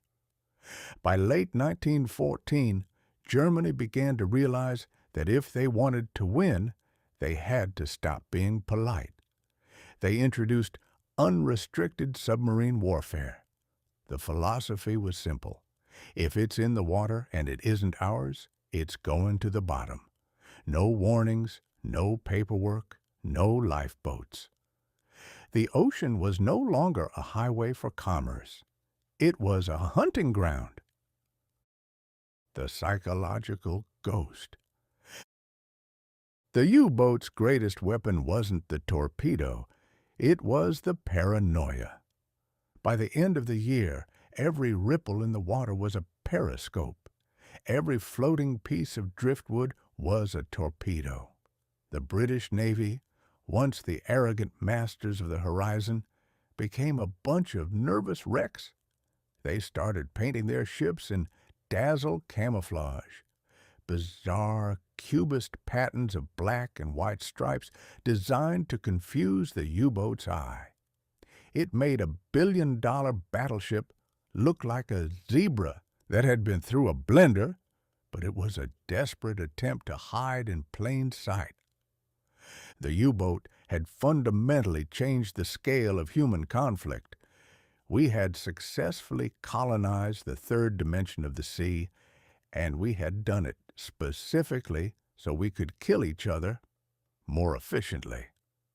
We had taken the vast, majestic mystery of the deep and turned it into a hiding spot for an assassin. The final verdict: the shark in the suit. As 1914 closed, the U-boat had proven that the era of the fair fight was over. The 20th century didn't care about your medals, your traditions, or your scrap of paper treaties. It cared about results. And the result of the U-boat was a blockade that threatened to starve Great Britain into submission. We had built a machine that could mimic the shark, but without the shark's natural mercy. A shark only kills when it's hungry. A U-boat kills because a man in a bunker in Berlin checked a box on a spreadsheet. The ocean was no longer a safe place for a gentleman's navy. It was a place where the hunter was invisible, the victim was unsuspecting, And the only rule was that there were no rules.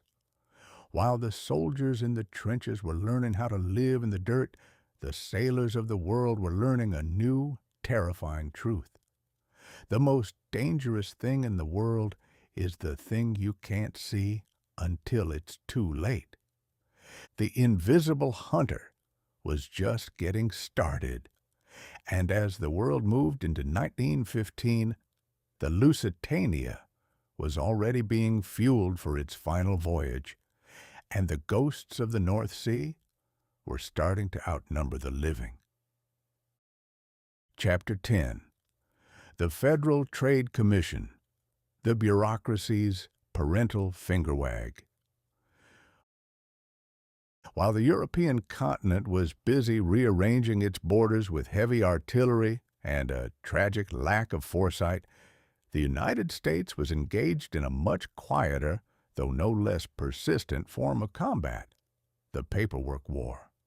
By 1914, the American robber barons had spent several decades acting like the winners of a particularly ruthless game of Monopoly, the kind where your older brother makes up the rules as he goes, owns all the utilities, and has somehow convinced you that staying in jail is a privilege for which you should pay rent. These titans of industry, men with names like Rockefeller, Morgan, and Carnegie, had built empires of oil, steel, and railroads that were less like companies and more like independent city-states with their own weather patterns. The American government had tried to stop them before with the Sherman Antitrust Act of 1890, but that law was about as effective as a no loitering sign in a hurricane. It was vague, it was slow, and by the time a case made it through the courts, the monopoly in question had usually merged with 3 other companies, changed its name, and bought the judge a new summer home. Enter Woodrow Wilson, a man who looked like a high school principal who had accidentally been elected to the most powerful office on earth. Wilson was a progressive, which in 1914 meant he believed that the world could be perfected if only we could find the right committee to oversee it. On September 26, 1914, he signed the Federal Trade Commission Act, creating the FTC. It was the government's way of saying, if you're going to be a monopoly, you're at least going to have to fill out the proper paperwork before you crush your competition. From the big stick to the big spreadsheet. To understand the FTC, you have to understand the shift in American philosophy. Theodore Roosevelt, the previous champion of trust-busting, liked to go after monopolies with a big stick. He wanted to wait until a company got too big and then hit it over the head until it broke into smaller pieces. It was dramatic, it was loud, and it looked great in the newspapers. Woodrow Wilson, however, was a professor. He didn't want to hit things. He wanted to regulate them. He didn't want to wait for the fire to start. He wanted to create a building code that made fire illegal. The FTC was designed to be a permanent watchdog. It replaced the old Bureau of Corporations, which had the power to investigate but the teeth of a gummy bear. The new FTC was given the authority to investigate the organization, business, conduct, practices, and management of any corporation. Require companies to file annual reports, the corporate equivalent of what I did this summer. Issue cease and desist orders against unfair methods of competition. This was a fundamental shift in the American psyche. We were moving from a world of let the buyer beware to a world of let the lawyer prepare. Defining the undefinable. The genius or the madness of the FTC Act was in its vagueness. It prohibited unfair methods of competition in or affecting commerce. What is an unfair method? Well, that's the beauty of it. The law didn't actually say. This meant that the 5 commissioners of the FTC were essentially given a blank check to decide what fairness looked like on any given Tuesday. To a businessman in 1914, this was a terrifying prospect. In the old days, you knew where you stood. If you didn't bribe a senator or physically burn down your rival's factory, you were probably fine. Now, the government was suggesting that your pricing strategies or your exclusive contracts might be considered unfair. It was the birth of the regulatory state. Suddenly, the most important person in a corporation wasn't the engineer or the salesman. It was the person who understood the temperament of the commissioners in Washington. It was the moment the gray man became the most powerful man in America. The paperwork hum of progress. While the young men of Europe were learning the sounds of the Mauser and the Lee Enfield, the young men of Washington, D.C. were learning the sound of the filing cabinet. The FTC was a dream come true for the burgeoning class of bureaucrats. They began to launch investigations into everything: the price of coal, the quality of fertilizer, the way silk was being labeled. They were the original fact checkers. They believed that if they could just gather enough data, if they could just fill enough rooms with enough manila folders, the invisible hand of the market could be replaced by the visible hand of the government. There is a distinct irony in the timing. In 1914, as the world's most advanced civilizations were proving they couldn't even manage a basic border dispute without killing 10 million people, the United States was doubling down on the idea that we could manage the entire economy with a few well-written reports and a subcommittee. The bribe of respectability. The robber barons, for their part, didn't fight the FTC as hard as you might expect. In fact, many of them welcomed it. Why? Because a regulated market is a stable market. If you are a giant corporation like Standard Oil or U.S. Steel, you don't actually like Wild West competition. You don't like some upstart in a garage coming along and undercutting your prices. You want rules. You want standards. You want a barrier to entry. By working with the FTC, the big monopolies could help write the fairness rules in a way that just so happened to make it impossible for anyone smaller than them to compete. It was the ultimate inside job.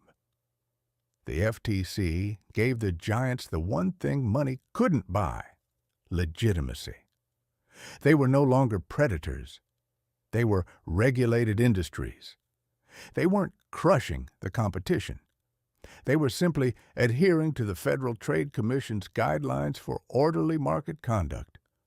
It was a brilliant piece of branding. It turned the wolves into sheepdogs, and all it cost was a little bit of transparency and a lot of stamps. The final verdict: the birth of the modern giggle.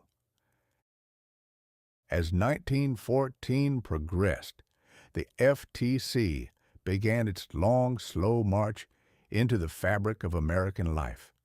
It would eventually go on to regulate everything from the truth in advertising on your cereal box to the way your internet service provider treats your data. But in 1914, it was just a small office with a big ambition.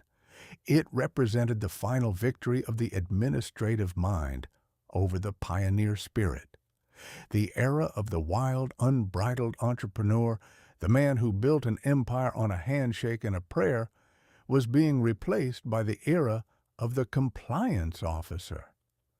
We had decided that the free market was a bit too free for our liking, and we needed a chaperone to make sure no one was having too much fun or making too much money without the proper permit. So, as the year wrapped up and the world focused on the carnage in the trenches, a few quiet men in Washington were busy sharpening their pencils. They were the new masters of the universe. They didn't have armies, and they didn't have dreadnoughts, but they had something much more enduring, the power to audit. And in the long run, as any billionaire will tell you, a visit from the Army is a temporary problem, but a visit from the Commission is a lifelong commitment. The regulatory giggles had begun, and the world would never be unfair in quite the same way again. Chapter 11. The Clayton Antitrust Act, the Magna Carta of Loopholes. If the Federal Trade Commission was the government's way of hiring a chaperone for the corporate prom, the Clayton Antitrust Act was the attempt to write a formal code of conduct for the bullies. By 1914, the American legal system had finally realized that the old Sherman Act of 1890 was about as useful as a screen door on a submarine. The Sherman Act was intended to break up monopolies, but because it was written with the vague poeticism of a Gothic novel, the courts had spent 20 years using it for the exact opposite purpose.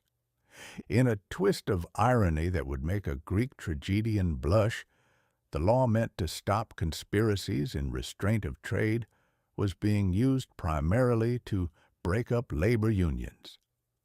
To a judge in the 1890s, a group of coal miners asking for a 5-cent raise was a monopoly on labor, and therefore a criminal conspiracy.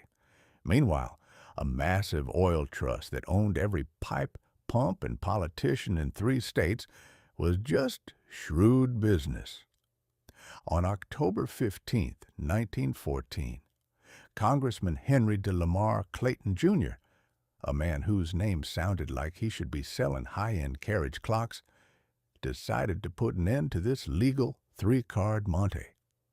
He introduced the Clayton Antitrust Act, a document that attempted to define exactly what kind of corporate behavior was naughty, and more importantly, to declare that a human being was not a piece of coal. The "Not a Potato" Proclamation, the most famous line in the Clayton Act, is tucked away in Section 6, and it remains one of the most beautiful pieces of unintended comedy in the history of English law.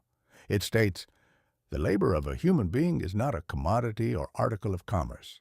It's a stirring sentiment. It's the kind of thing you want to carve into a marble archway. But if you stop and think about it for more than 3 seconds, the fact that we had to pass a federal law to clarify that a person is not a sack of potatoes says a great deal about the state of the 20th century.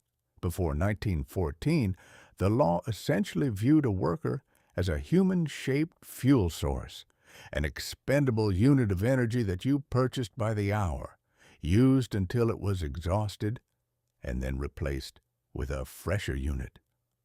Samuel Gompers, the head of the American Federation of Labor, called this act the Magna Carta of Labor. He believed it was the end of the era where workers could be sued for the crime of wanting to eat something other than dry crusts. He thought the government had finally recognized the soul inside the factory suit. Of course, the corporations had a different interpretation. They looked at the phrase, "labor is not a commodity," and immediately began looking for the unless clause. And in American law, there is always an unless clause. The fine art of corporate sidestepping. The Clayton Act didn't just talk about workers, it also took aim at the tricks of the trade.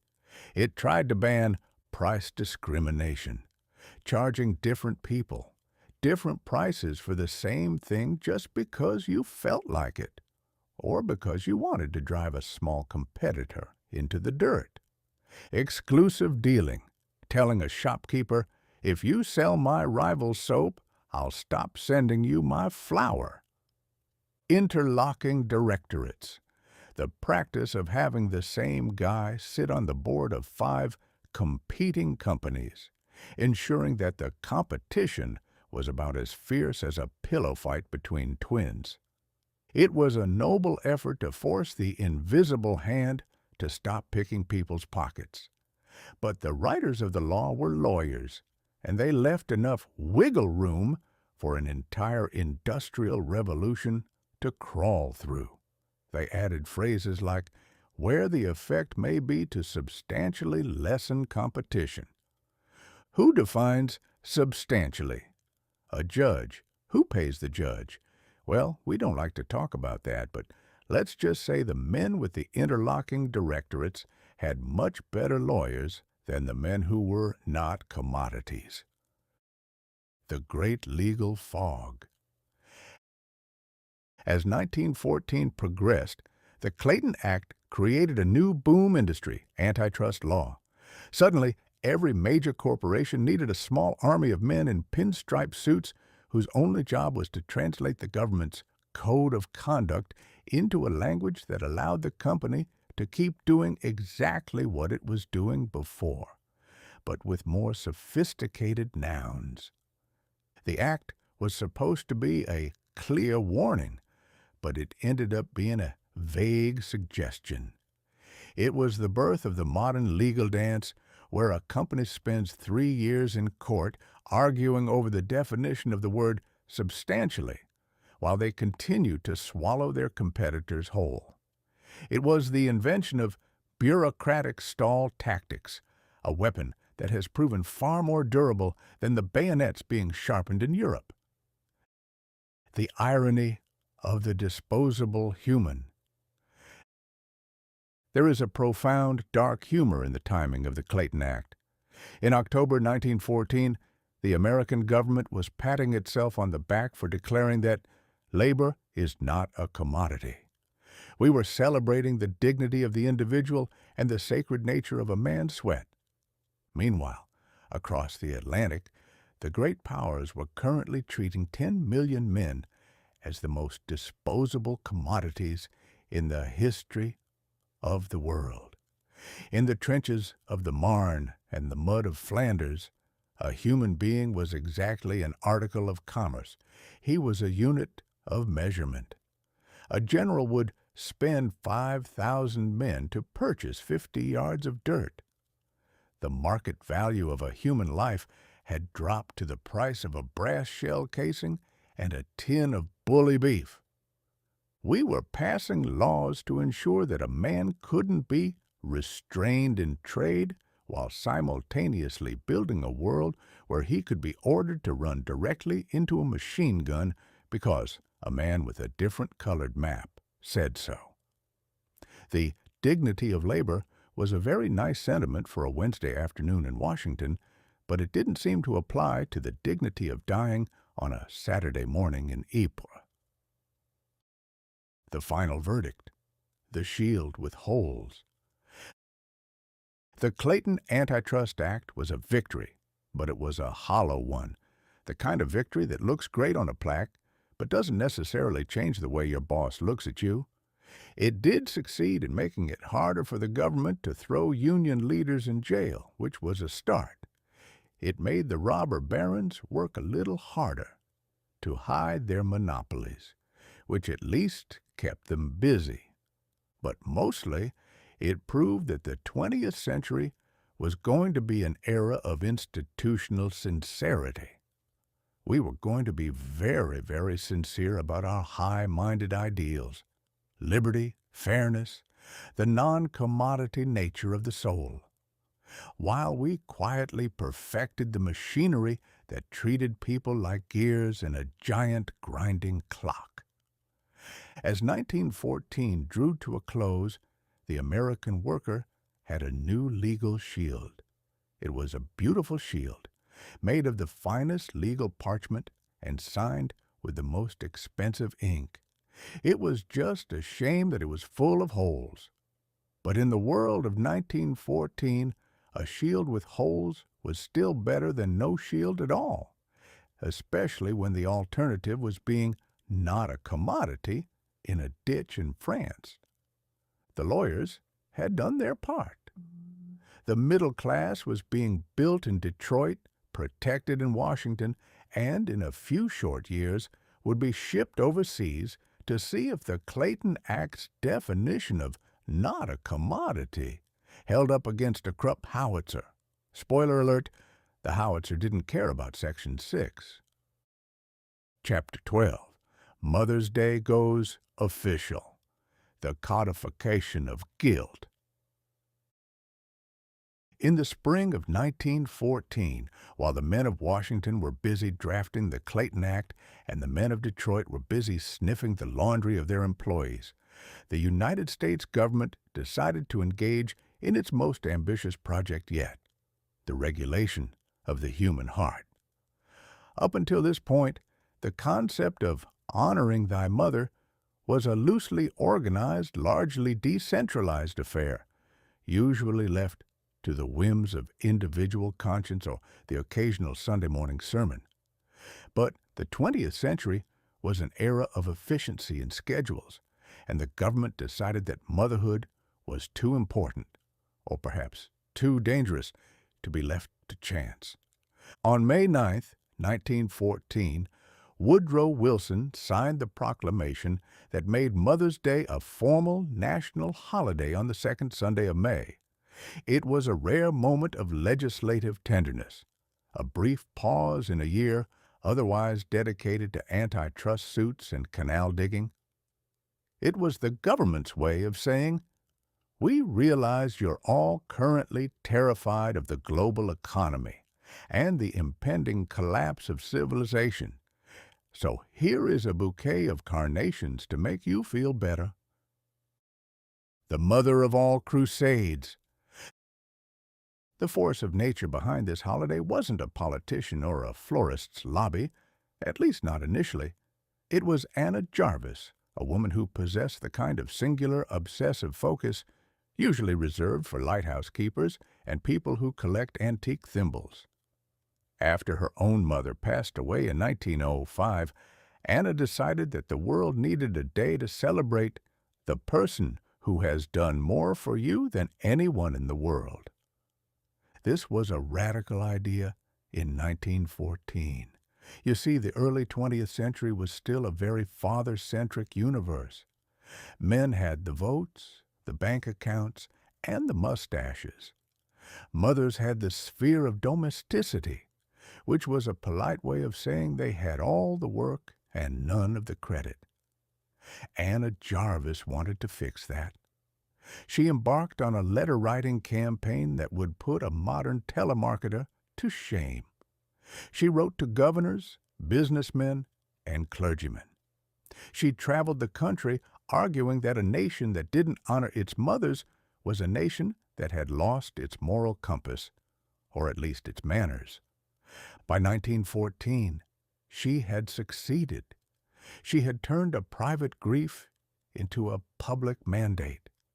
She had convinced the United States Congress, a body of men not known for their emotional intelligence, to officially recognize a day for sentiment. The presidential seal of approval. Woodrow Wilson, ever the pragmatist, saw the political upside. 1914 was a year of high tensions. The suffragettes were marching in the streets demanding the right to vote.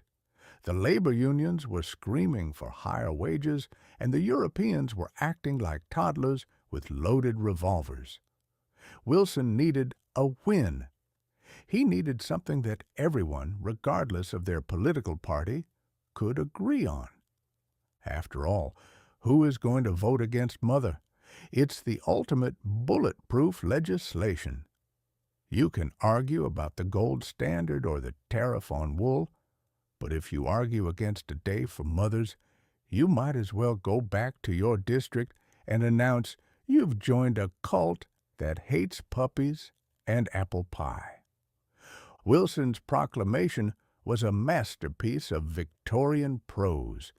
He called upon government officials to display the United States flag on all government buildings and invited the people of the United States to display the flag at their homes as a public expression of our love and reverence for the mothers of our country.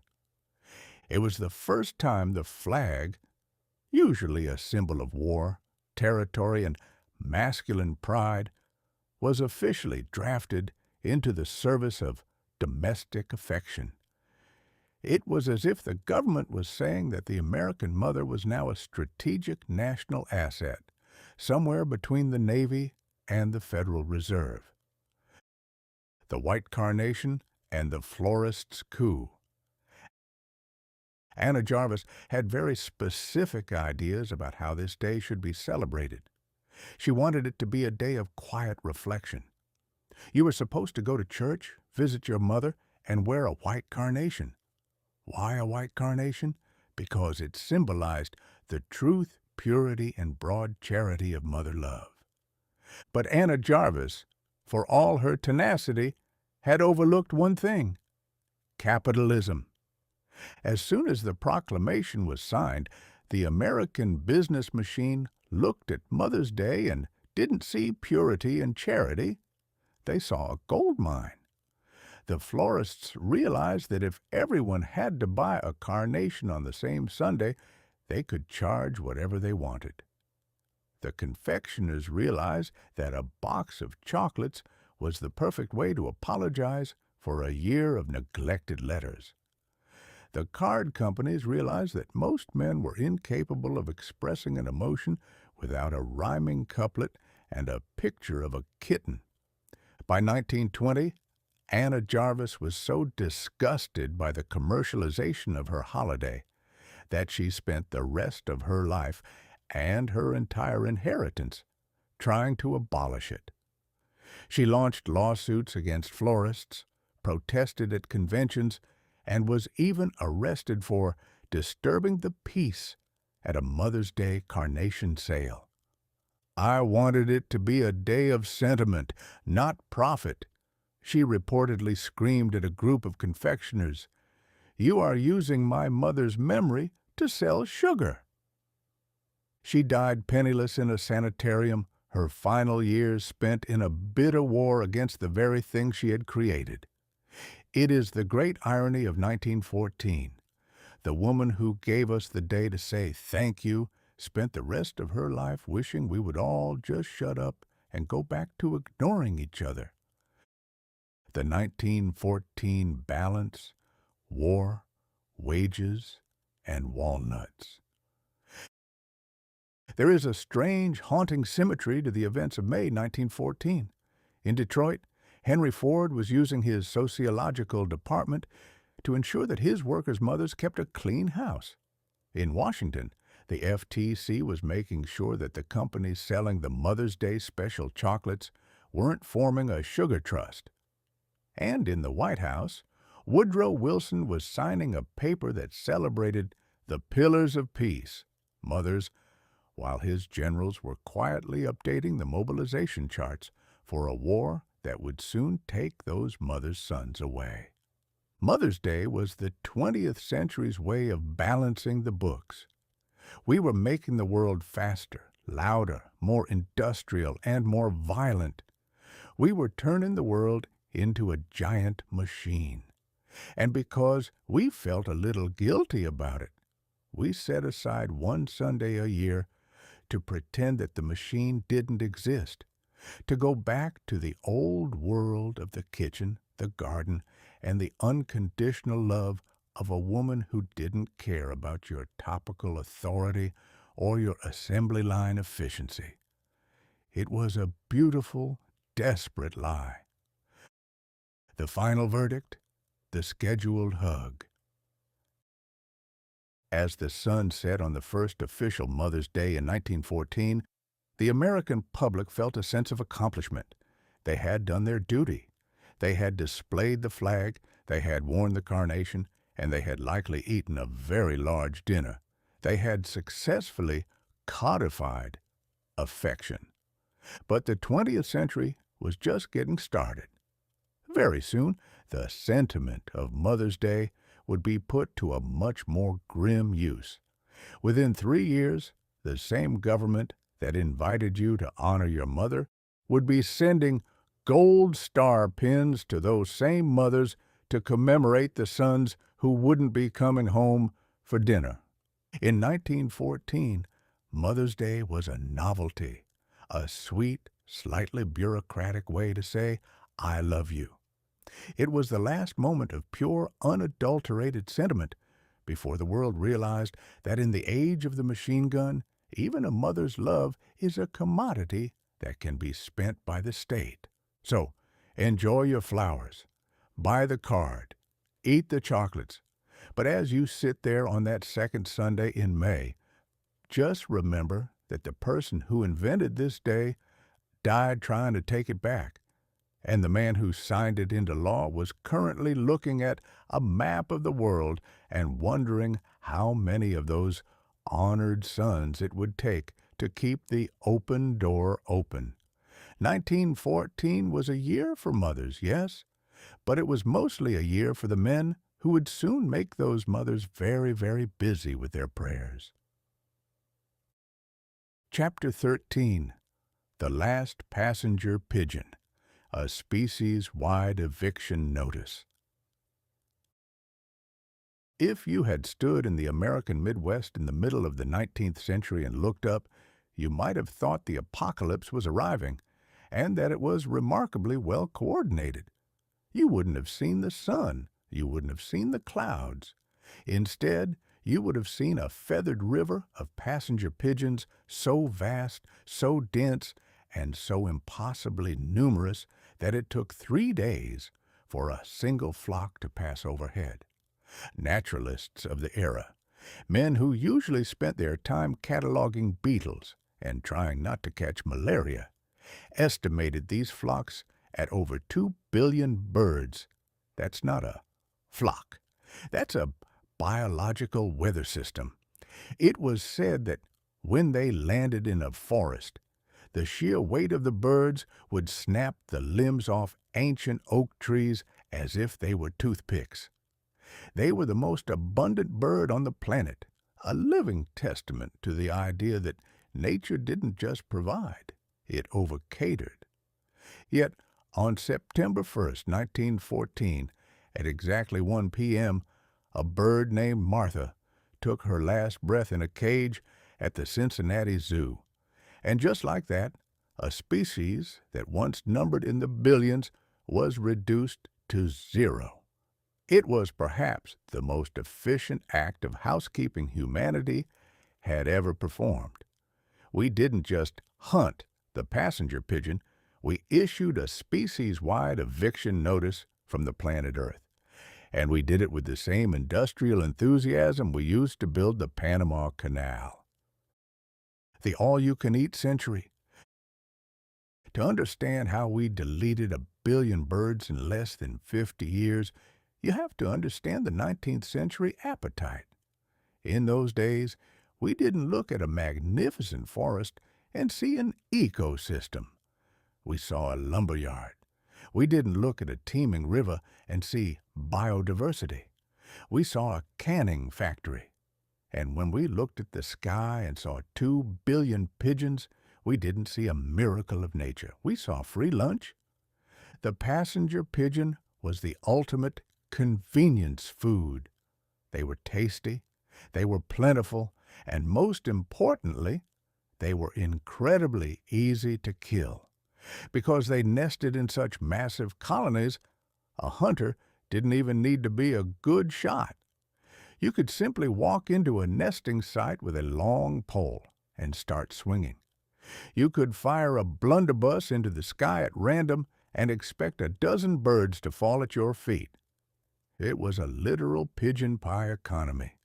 By the mid-1800s, pigeons were being shipped by the ton to the burgeoning cities of the East Coast. They were the protein that fueled the Industrial Revolution. A dozen birds cost less than a penny.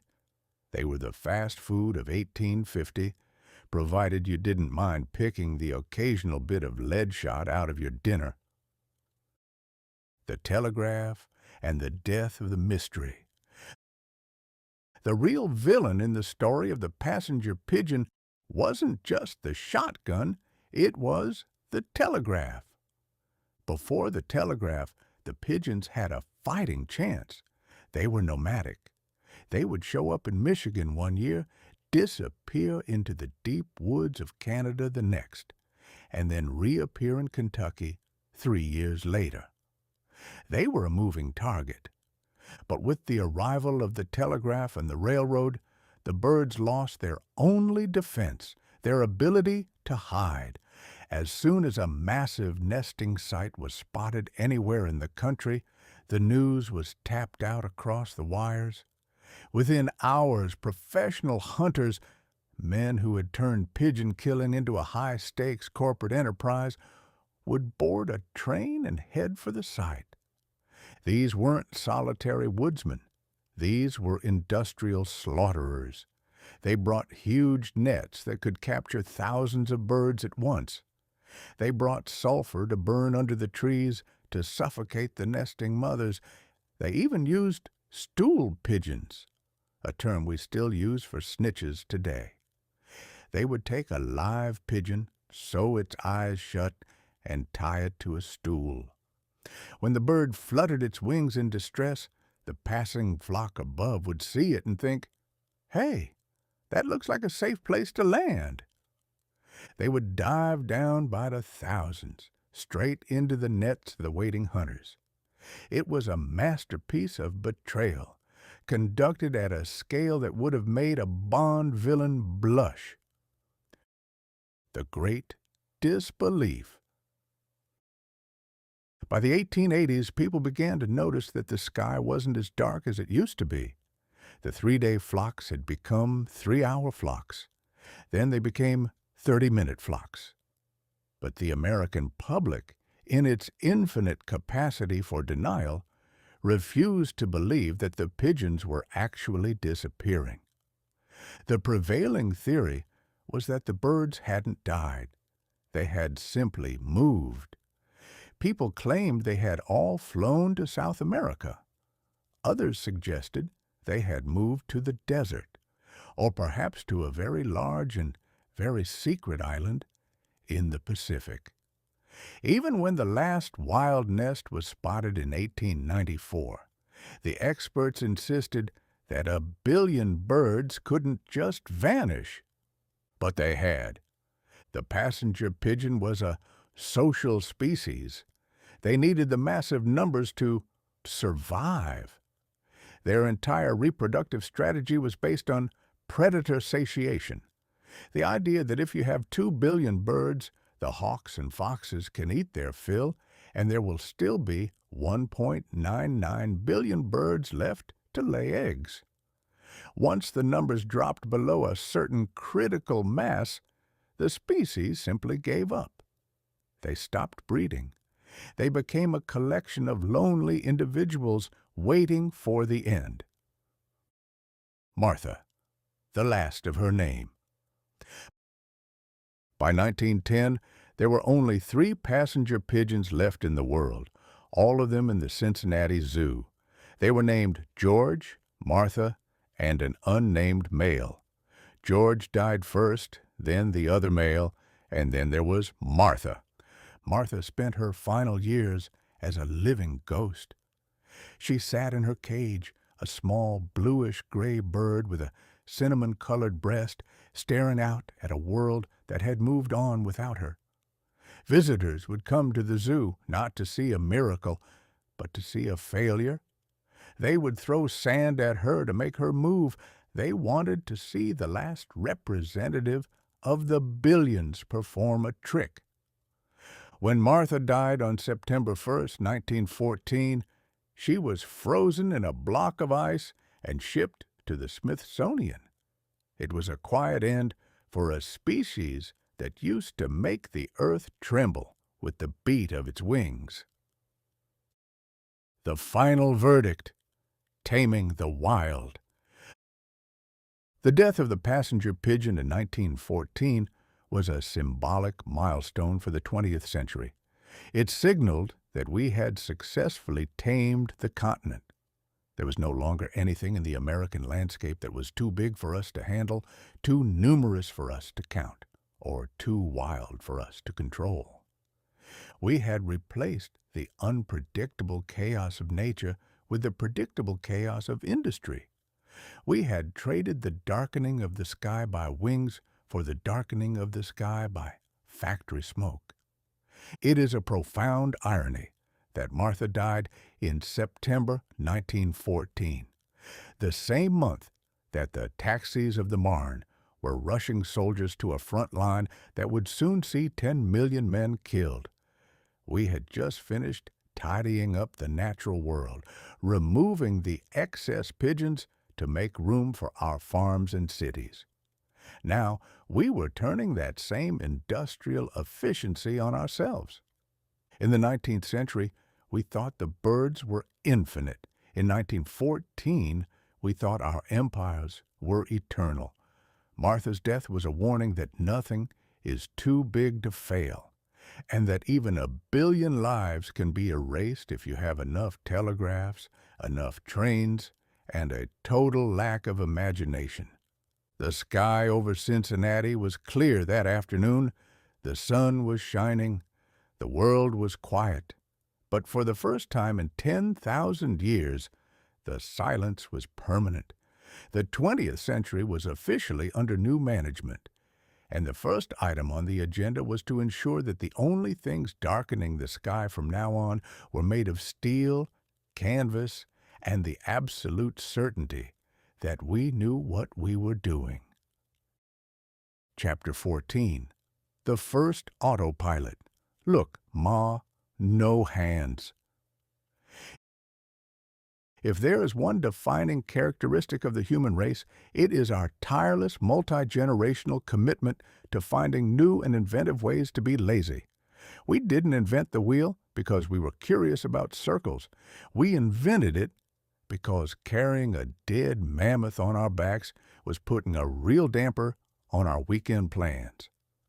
We didn't invent the steam engine because we loved the smell of coal. We did it because rowing a boat across the Atlantic felt like a job for someone who didn't have a book to read. By June 1914, we had successfully conquered the sky, but we had done so in a way that was remarkably inconvenient. Flying an airplane in the early 20th century was less like soaring with the eagles and more like trying to balance a grand piano on a unicycle during an earthquake. You couldn't take your hands off the controls to scratch your nose, let alone enjoy a ham sandwich, without the aircraft deciding it would much rather be a lawn dart. But then came Lawrence Sperry, a man who decided that if humans were going to fly, we might as well do it with the casual nonchalance of a man sitting on his front porch. On a sunny afternoon in Paris, he proved that the 20th century was ready to hand the steering wheel over to the ghost in the machine. The flying acrobat and the mechanical brain. Lawrence Sperry was the son of Elmer Sperry, a man who was to gyroscopes what Henry Ford was to the assembly line. The elder Sperry had spent years perfecting the gyroscope, a spinning wheel that possesses a stubborn, almost religious devotion to maintaining its orientation regardless of how much the world around it tries to tilt. Young Lawrence, who possessed the dashing looks of a silent movie star and the survival instincts of a man who hadn't yet discovered the concept of gravity, decided to shrink his father's massive ship gyroscopes and shove them into a Curtiss C-2 flying boat.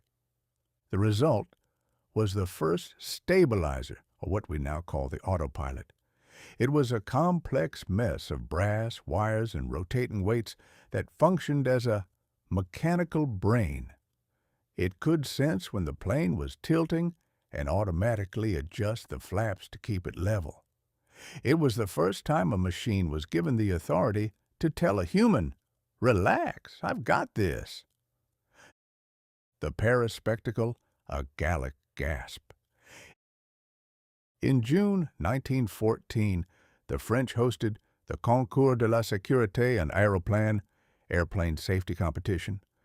It was exactly the kind of event the French love: high stakes, beautiful machinery, and the distinct possibility of someone dying in a very stylish way. There were 57 entries, most of which involved elaborate parachutes or wings that looked like they had been designed by a particularly ambitious kite maker. Then came Sperry. He flew his flying boat over the Seine, right past the judge's stand, but he wasn't flying in the traditional sense. As the crowd watched in a mixture of horror and delight, Sperry stood up in the cockpit. He didn't just stand up. He raised both hands above his head, waving to the crowd like a pageant queen. The plane stayed perfectly level. But Lawrence wasn't finished with his tomfoolery. To prove that the machine was truly in control, his mechanic, Emile Cachin, climbed out of the cockpit and walked out onto the wing. In 1914, a man walking on a wing was usually a sign that he had lost his mind or his grip. Normally, the weight of a grown man on one side of a biplane would cause it to flip over and plummet into the river. Instead, the gyroscopes hummed, the controls twitched by themselves, and the plane stayed as flat as a pancake. It was a miracle. It was magic. It was the moment humanity realized that we could finally stop paying attention to our own inventions. The machine does not merely help the pilot, it replaces the pilot's instinct with a mathematical certainty. A witness at the 1914 Paris Safety Concours. Sperry won the grand prize of 50,000 francs. He was the toast of Paris. He had proven that the sky was no longer a place of constant struggle, but a place where a man could theoretically take a nap while moving at 60 miles per hour. The great irony: stable planes, unstable people. There is a profound, dark comedy to the timing of Sperry's triumph. In June 1914, we had finally perfected a way to keep a machine perfectly stable, even when subjected to external shocks and unpredictable winds. We had conquered the tilt of the physical world. Meanwhile, on the ground, the political world was entering a catastrophic tailspin. While Sperry's gyroscopes were keeping his wings level over the Seine, the leaders of Europe were suffering from a complete loss of their own internal gyroscopes. Their moral stabilizers had failed. Their diplomatic altimeters were broken. The humans were collectively grabbing the controls and pulling back until the civilization stalled. We had created a mechanical brain that was smarter than the actual brains running the empires. If we had put a Sperry stabilizer on the Austro-Hungarian foreign policy, the war might never have happened. The machine would have sensed the tilt toward Sarajevo and corrected the course. But alas, gyroscopes only work on brass and steel. They have no effect on emperors with fragile egos and cousins with itchy trigger fingers. The birth of hands-free living. Sperry's invention changed the world far beyond the cockpit. It was the spiritual ancestor of everything we consider modern. The autopilot was the first step toward the self-driving car, the Roomba that gets stuck under your sofa, and the smartphone that tells you when to turn left so you don't end up in a lake. It was the beginning of the era of disengagement. Before 1914, if you were doing something, you had to actually do it.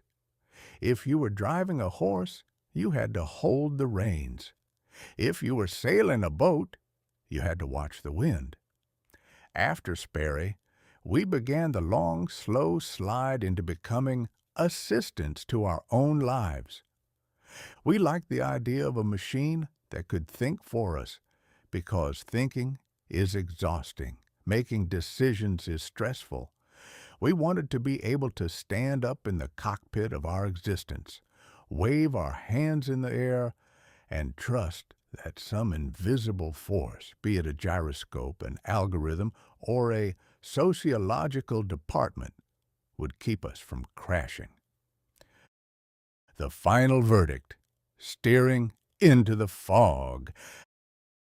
As the summer of 1914 transitioned into autumn, Lawrence Sperry's invention was quickly drafted into the war effort.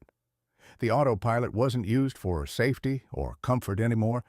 It was used to keep bombers level so they could drop their payloads with greater precision. The mechanical brain was now being used to help the human brain destroy things. Sperry himself would go on to develop the first aerial torpedo, the grandfather of the cruise missile. He took his stabilizer and used it to create a machine that could fly itself into a target without a human pilot at all. We had moved from hands-free flying to human-free killing in record time. The tragedy of 1914 is that we became masters of the machine before we became masters of ourselves. We found a way to let the machine do the thinking, which was a tremendous relief, considering the quality of the thinking being done in the palaces of Berlin and St. Petersburg at the time. As Lawrence Sperry flew over Paris with his hands behind his head, he looked like the future. And he was. He was the herald of a world where we would move faster and faster, with less and less control, trusting that the humming wheels beneath our feet would save us from ourselves. We're still in that flight today. The gyroscopes are spinning faster than ever, and we've all got our hands behind our heads looking at the view and hoping that the mechanic walking out on the wing knows what he's doing. Wildcard fact: while Sperry was defying gravity in Paris, 1914 also saw the publication of the very first Tarzan novel in book form. Apparently, humanity was simultaneously obsessed with machines that could fly themselves and men who lived in the jungle and talked to monkeys. We were a very confused species that year.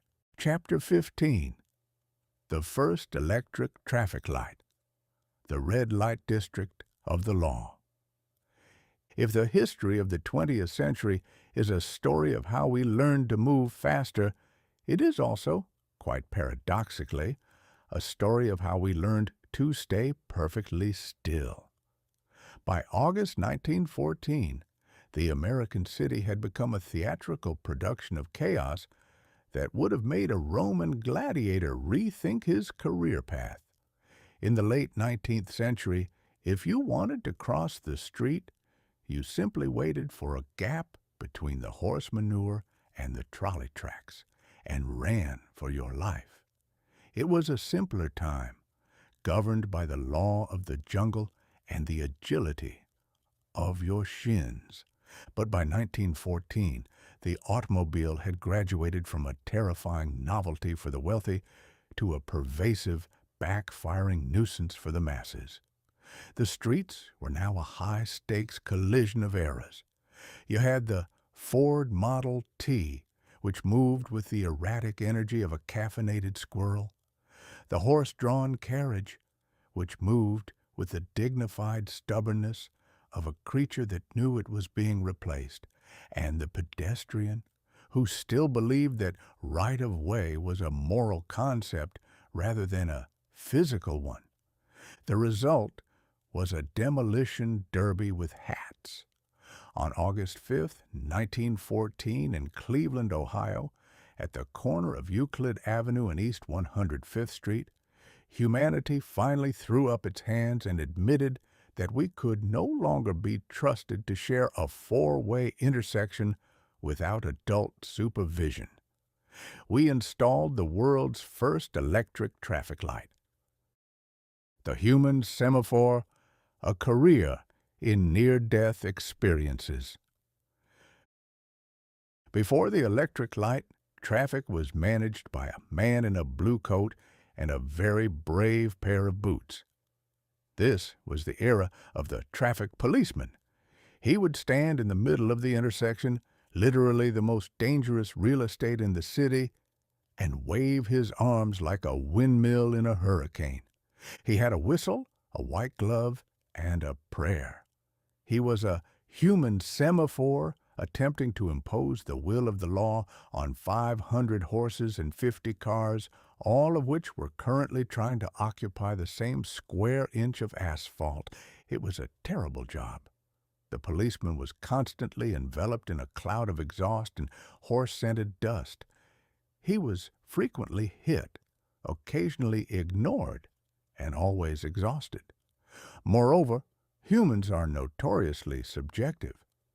A policeman might let a pretty girl in a Maxwell through the intersection while keeping a frustrated plumber in a delivery truck waiting for 10 minutes. It wasn't a system, it was a personality contest with whistles. James Hogue and the Mechanical Chaperone.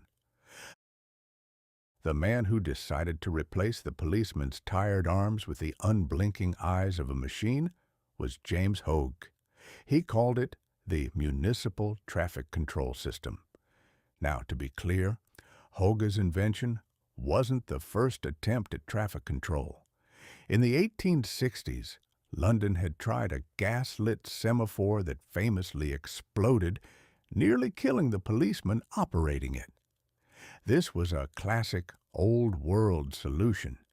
If the traffic doesn't kill you, the safety equipment will. Hogue's Cleveland system was different. It was electric. It consisted of a four-sided box mounted on a pole at each corner of the intersection. It had two words on it: move and stop. These words were illuminated by red and green lights. It was the first time we successfully reduced the complexity of human navigation to a binary choice. You were either a green person worthy of progress or a red person, a temporary obstacle to the universe. There was, however, one glaring omission in the 1914 model: the yellow light.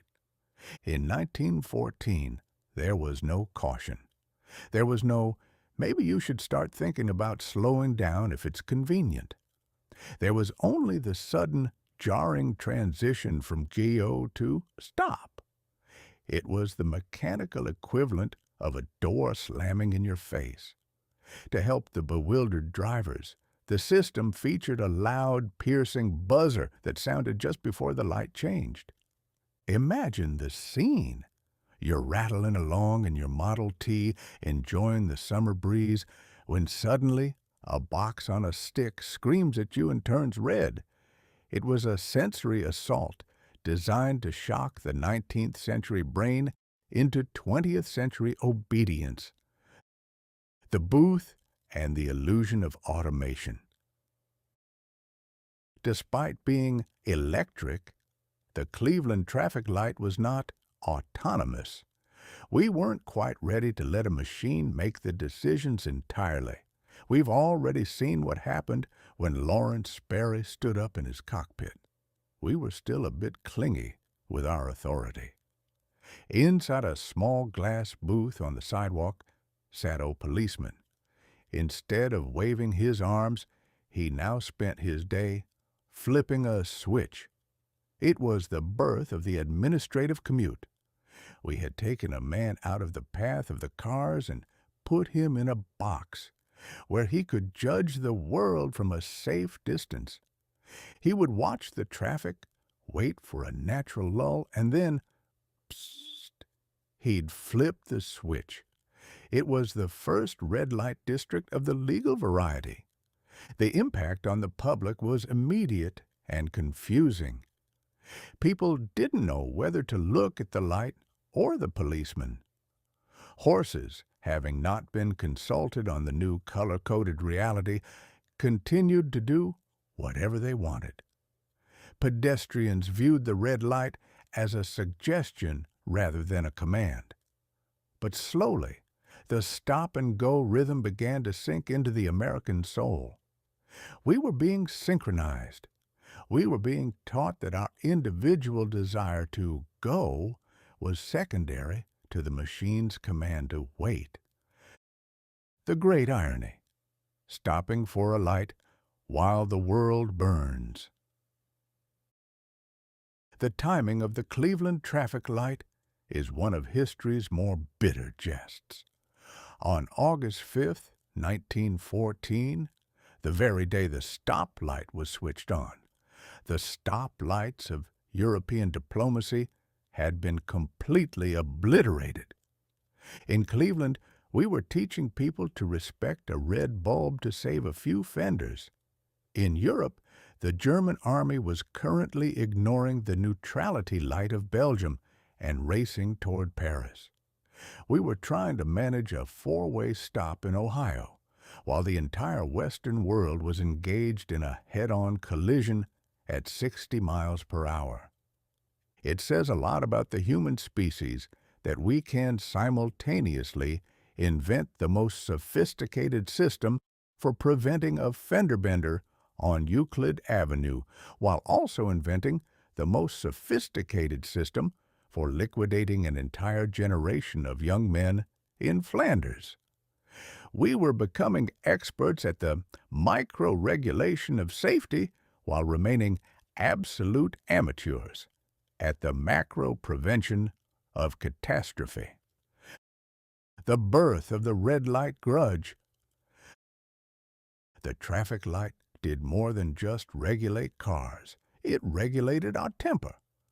Before the traffic light, if you were stuck in traffic, you blamed the horse, the mud, or the idiot in front of you. After August 1914, you blamed the system. The traffic light gave us a common enemy. It introduced the unique modern torture of sitting at a red light at 2 a.m.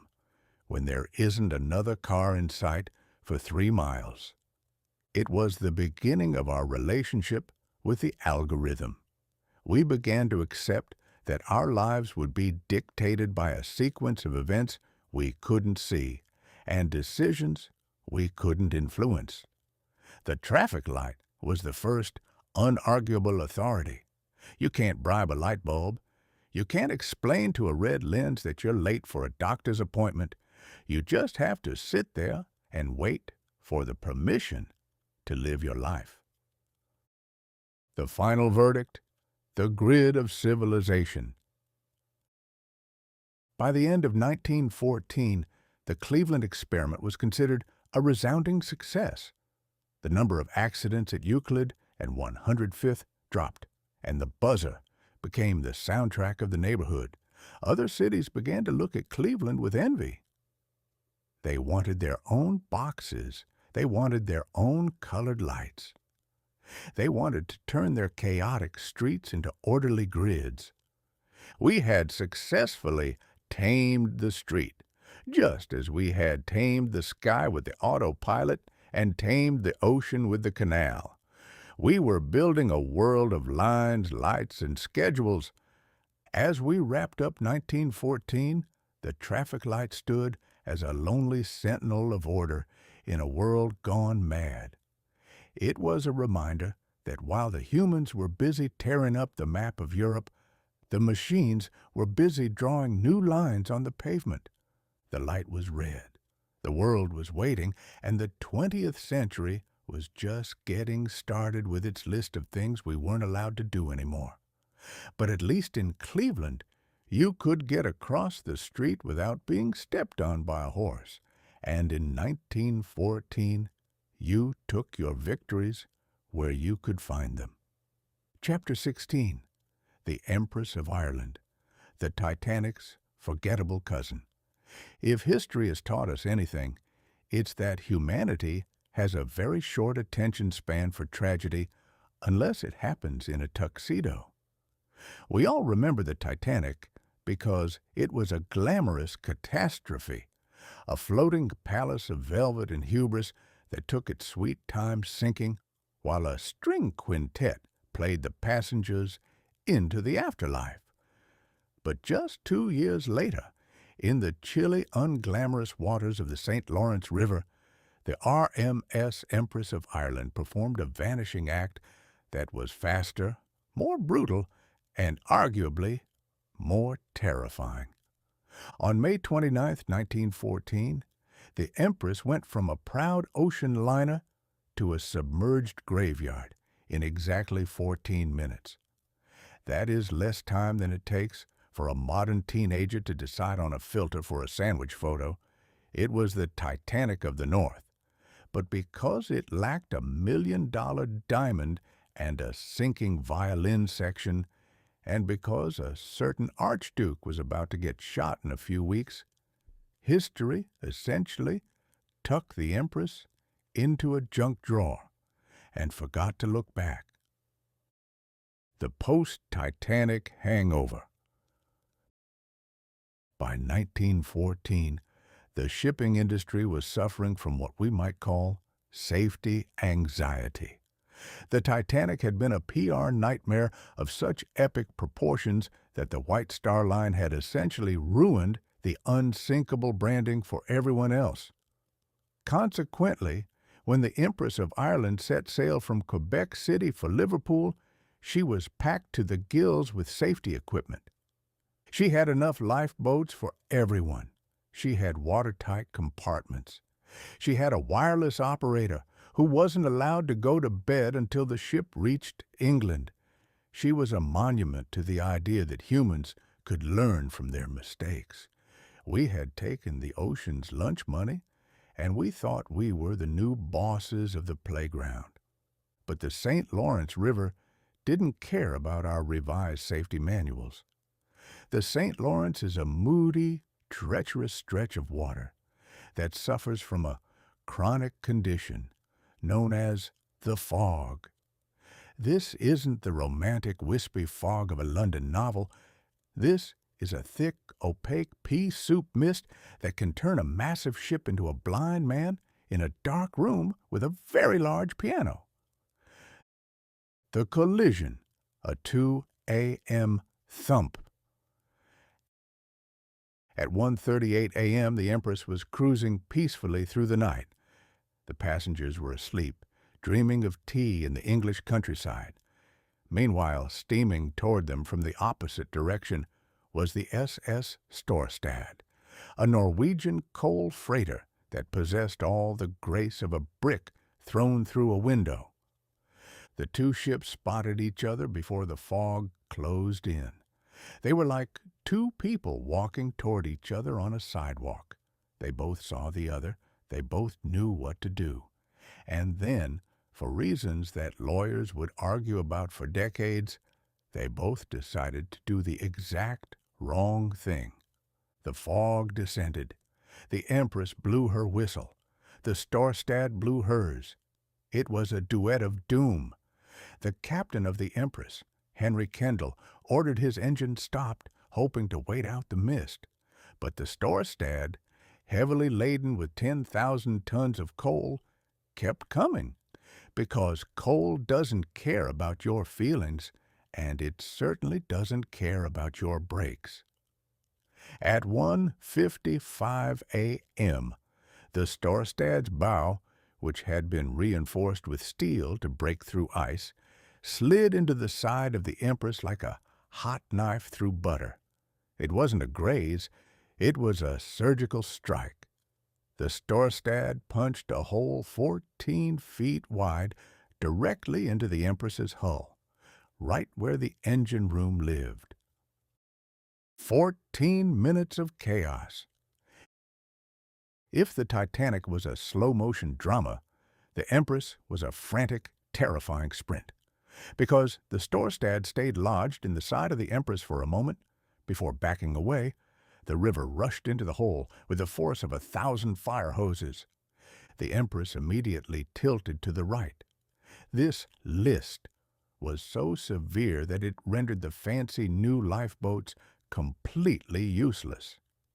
If you were on the high side of the ship, the lifeboats were swinging over the deck like oversized pendulums. If you were on the low side, they were already underwater. Most of the passengers never even made it out of their cabins. Imagine being woken up by a thunderous crash, only to find that your bedroom floor has become a wall and the Atlantic Ocean is currently coming through the door to introduce itself. There was no time for women and children first. There was no time for a band. There was only the sound of rushing water, and the screams of people realized that the 20th century's safety standards were currently failing them in real time. By 2:09 a.m., just 14 minutes after impact, the Empress of Ireland rolled over on her side and sank into the mud. The forgotten 1012. When the sun came up over the St. Lawrence, the scale of the disaster became clear. Out of 1,477 people on board, 1,012 were dead. More passengers died on the Empress than on the Titanic. It was a massacre conducted in total silence and absolute darkness. Among the dead were 134 children. Only 4 survived. It was the kind of tragedy that should have halted the world in its tracks. For a few days, it did. The newspapers were filled with stories of the death ship and the killer coal boat. There were inquiries, there were lawsuits, and there was a lot of finger-pointing between the British and the Norwegians. But history was currently checking its watch. The Empress sank on May 29th. On June 28th, exactly 1 month later, Gavrilo Princip stepped up to a car in Sarajevo and fired the shots heard round the world. Suddenly, the death of 1,000 people in a Canadian river seemed like a footnote. The world was about to enter a conflict where 1,000 deaths was just a quiet morning on the Western Front. The Empress of Ireland became a lost tragedy. She sits today in only 130 feet of water, a tangled mess of steel and bone, occasionally visited by divers, but mostly ignored by the tourists, who still flock to Belfast and Southampton to gawk at Titanic memorabilia. The final verdict? The speed of indifference. The tragedy of the Empress is a reminder that nature doesn't need to be spectacular to be lethal. It didn't take an iceberg the size of a city to sink her. It just took a bit of fog and a boat full of coal. We like to think that our technology makes us invincible. We think that because we have more lifeboats and better radios, we have tamed the chaos. But 1914 was a year designed to humiliate that arrogance. From the assembly lines of Detroit to the locks of Panama, we were building a world of order, only to find that the order could be undone in 14 minutes by a Norwegian captain who was just trying to get his coal to market on time. The Empress was the dress rehearsal for the Great War. She proved that the modern age wouldn't save you. It would just make the end happen faster.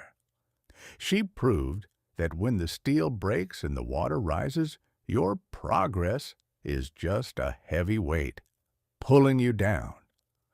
As we leave the muddy depths of the St. Lawrence, we see the world moving on. The newspapers are turning their pages toward the Balkans.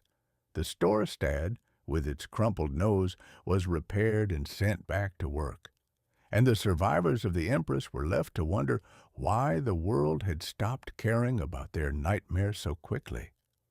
The answer, of course, was that 1914 was just getting warmed up. We had survived the Titanic of the North, but we were currently sailing toward the catastrophe of the world. And unfortunately for us, there weren't enough lifeboats in the world to save us from what was coming next. Chapter 17, Shackleton and the Endurance, the longest vacation from reality. If you've ever felt the overwhelming urge to quit your job, delete your social media accounts, and move to a place where the only other living creatures are flightless birds who dress like they're attending a black tie gala, then you might just understand Sir Ernest Shackleton. By August 1914, the civilized world had become a place of such concentrated madness that sailing toward the South Pole, a place specifically designed by nature to kill anything with a pulse, actually seemed like a sensible career move. Shackleton was a man who suffered from a chronic condition known as explorer's itch, which is like regular ambition but with more frostbite. He had already been to the Antarctic twice, but like a man who keeps returning to an expensive, terrible restaurant because he likes the challenge, he decided he had one more trip in him. He called it the Imperial Trans-Antarctic Expedition. The goal was to walk across the entire continent, from one side to the other. It was a plan that was roughly 10% geography and 90% spectacular optimism. Marketing for the masochistic. To find a crew, Shackleton reportedly placed an advertisement in a London newspaper that is now considered a masterpiece of negative marketing. It supposedly read, "Men wanted for hazardous journey, low wages, bitter cold, long months of complete darkness, safe return, doubtful, honor and recognition in case of success."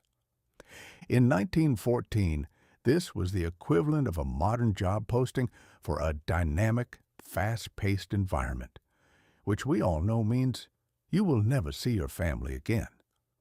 Remarkably, over 5,000 men applied.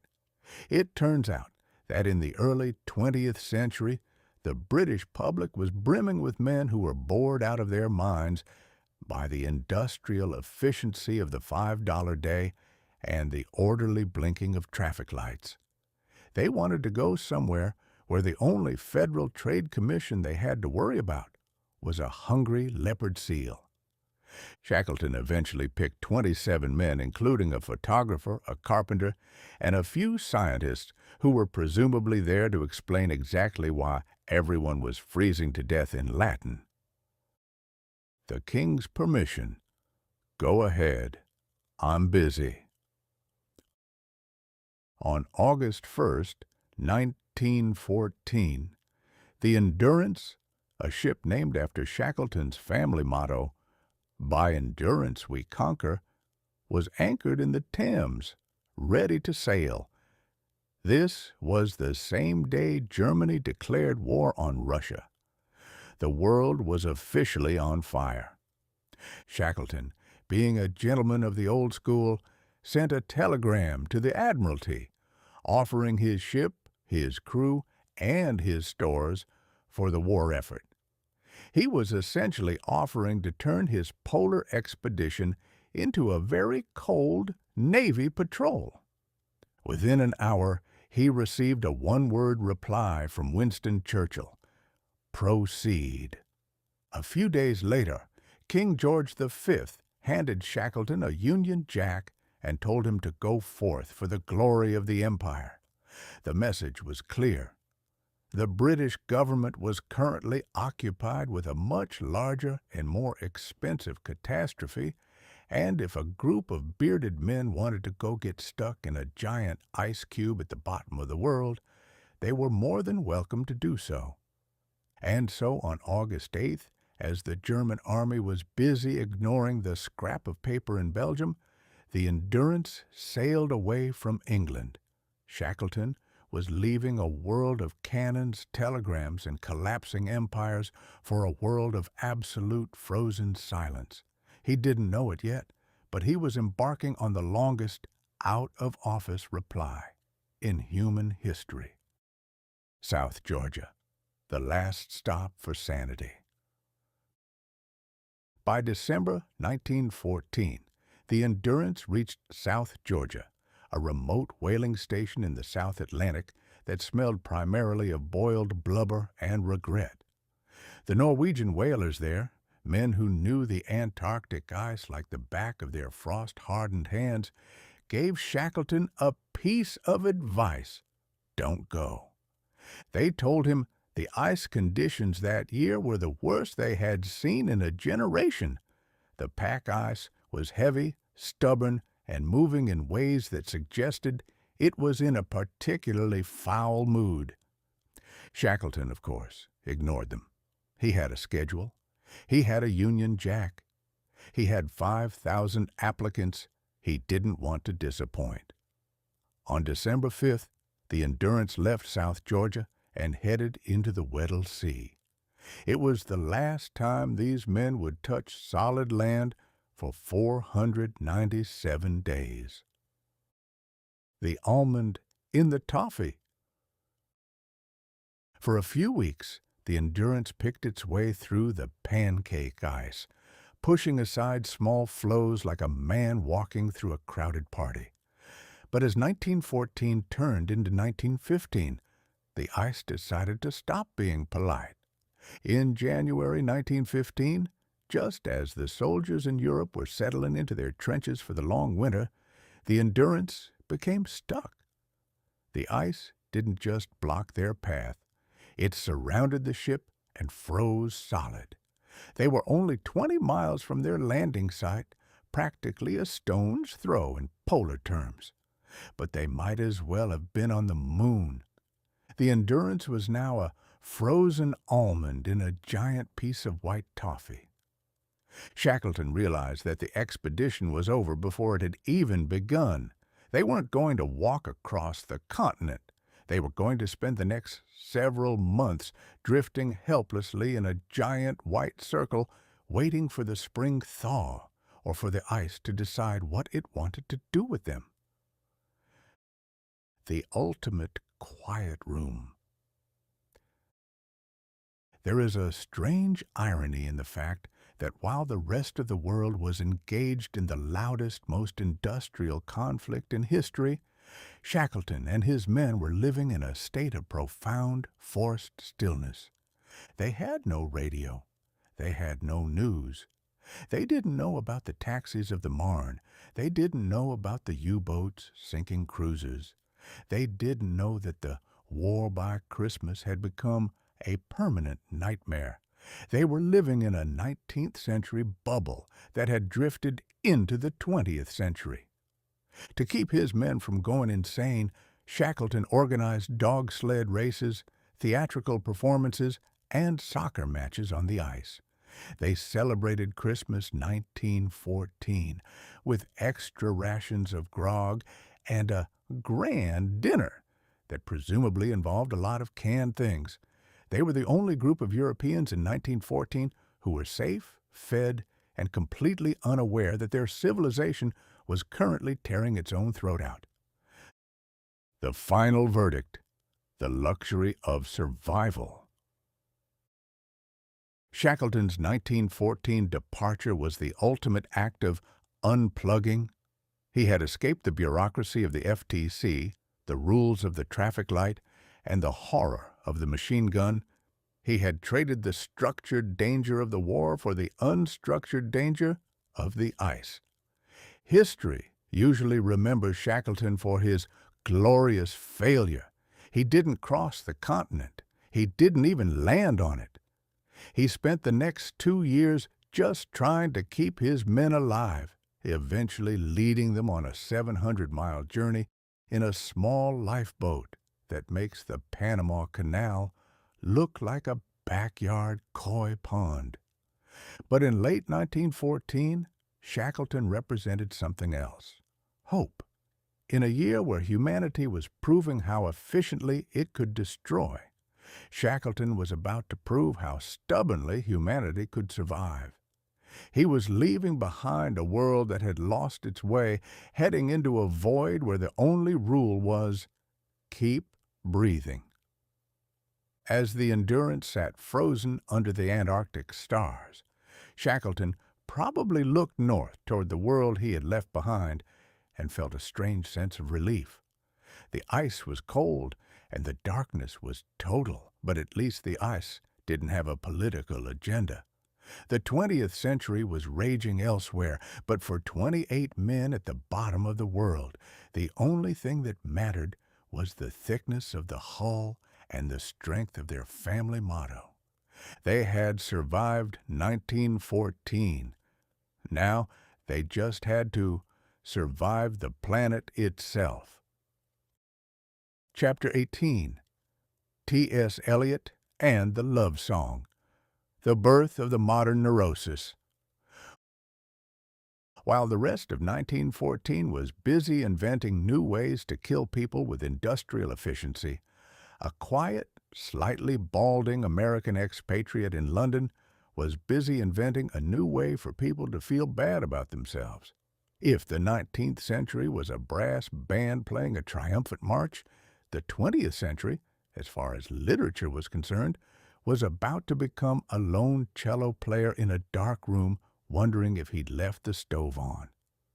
His name was Thomas Stearns Eliot, or T.S. Eliot to those who find 3 syllables too taxing. In 1914, he was clutching a manuscript that would eventually be known as The Love Song of J. Alfred Prufrock. It was a poem that did for the human soul what the U-boat did for the British Navy. It proved that the real danger wasn't on the surface, but lurking in the dark, murky depths where no one likes to look. The death of the rhyming daffodil. To understand why Prufrock was such a shock to the system, you have to understand what passed for poetry before Eliot showed up. In the Victorian and Edwardian eras, poetry was expected to be pretty. It was supposed to rhyme, it was supposed to be about flowers or brave soldiers, and it was supposed to make sense. If a poet looked at a sunset, he wrote about the golden chariot of the sun. If he looked at a girl, he compared her to a red, red rose. It was a world of certainty.